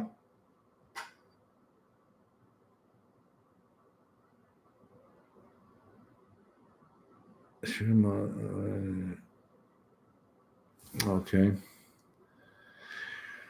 What do you think about Jack Layton? That was the NDP, the previous NDP leader. He was well liked. Still NDP. So while I could probably sit and have lunch with the guy, he seemed like a likable guy. I think we would have disagreed a lot on how we got things done. But that doesn't mean that I would think that he's an idiot. Now, Trudeau, I think he's an idiot. And I could not sit with him and have lunch. There's just no way I could do it at all. I mean, at all. At all. He'd have to have security. Lots of security, because I would order a really hot soup and I'd be very clumsy with it.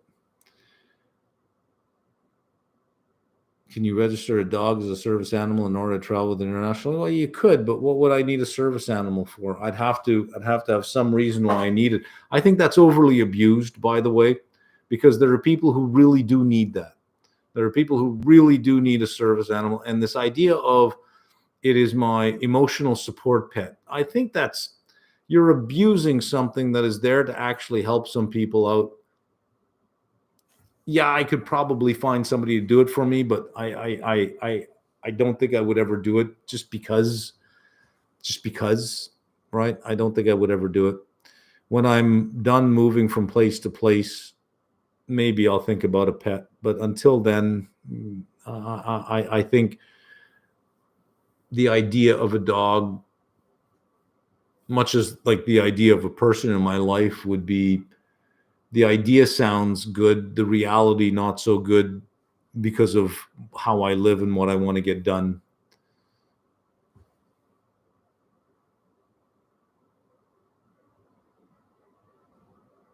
When are you expecting a pullback correction in the market? I think we had a pullback. I don't know about a full correction, though. I don't know about a full correction. It was one of Pizza Hut's largest franchisees that filed for Chapter 11, not Pizza Hut themselves. Oh, okay. Okay, well, that would explain why I didn't hear anything about that. Looking at it as a swing trade, the TLT, especially expecting rally after first, second rate cut, get in and out a few months. Yeah, but you're going out to January 2026.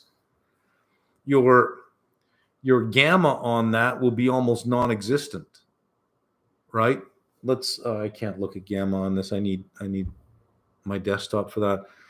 You're going out so far in time that you're going to have almost no sensitivity to the price. Right? None. Don't look at the delta, right? You got to look at the gamma. Gamma is the rate of change of delta. Delta will be the rate of change as the stock changes, but you're not going to get that going out that far. If TLT went up $2, I'd be surprised if that option went up 20 cents. I'd be surprised if it went up 20 cents. Even though it tells you it has a higher delta.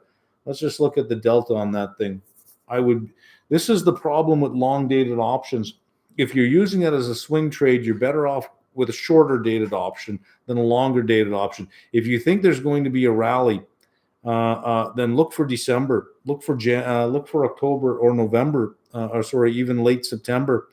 But going out that far, you're not going to get what you think you're going to get. Let's just have a look at this thing. Options. Let's go to January 2026. There's 25. Whew, way out there, 536 days.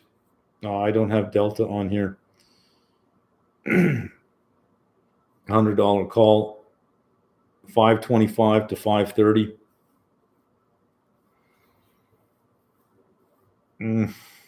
I have a hard time believing that you're going to get, like, if you got a $2 move, I have a hard time believing that you would get, what did TLT do? I have a hard time believing that you would get more than that far out, 20, 30 cents. It would be ineffective. Something better would be, let's look at September 30th, 2024. And TLT is sitting at 93.31.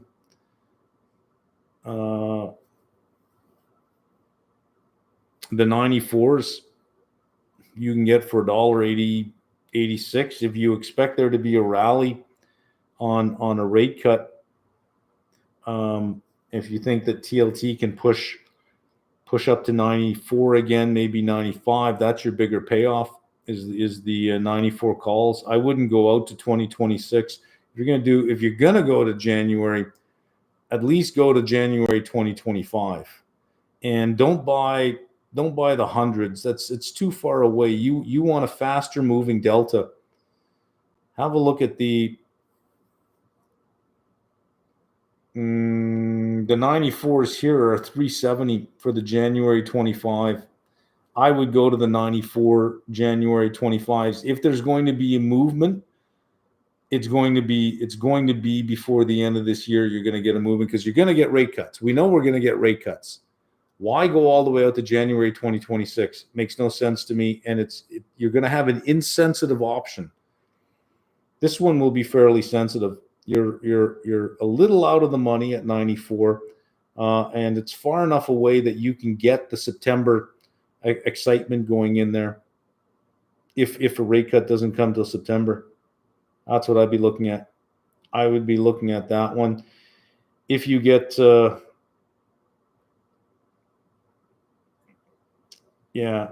what you can do, what would be interesting here, I think, grab that one at 370. You get any kind of rally. What I would do is I would look for the 97s, 98s, 99s to hit the same price, 370, and sell that and turn into a risk-free spread at that point. Is one way to look at it, right? But I wouldn't touch January 2026. That's too far. It's too far. I've done these before where you go way out in time, and the underlying has a big move, and you look at your options like it's nothing. But you look at the spread that you have to cross, it's like it's hardly worth it. So I would say you're trying to buy way too much time. You're trying to buy way too much time.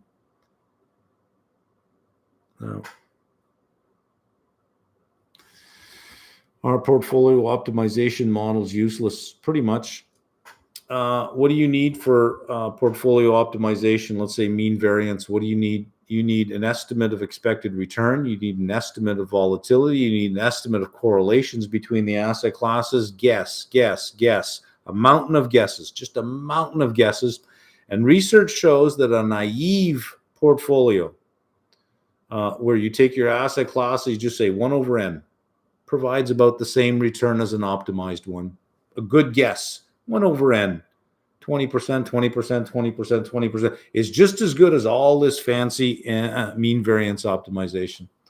So yeah, I think they're pretty much a waste of time as well. But you don't feel as if you're doing your job unless you do one. You don't feel as if you're worth the money you're getting paid unless you say, I know how to do this. But in the end, it's just a mountain of guesses. A mountain of guesses of which less than 5% of your guesses will be right. Most of 95% will be wrong. Some of them very wrong. And, yeah. I'm kind of negative on all the textbooks, right? Don't waste your time with discounted cash flow. It's a mountain of guesses. Don't waste your time with MVO. It's a mountain of guesses. Other people would call them, educated opinions or informed opinions as opposed to mountain of guesses. But in the end, it's a mountain of guesses. Okay. 3 hours, 15 minutes, 10:31. We are done. It's tea time. Nice peppermint tea, and then off to bed. See you guys later.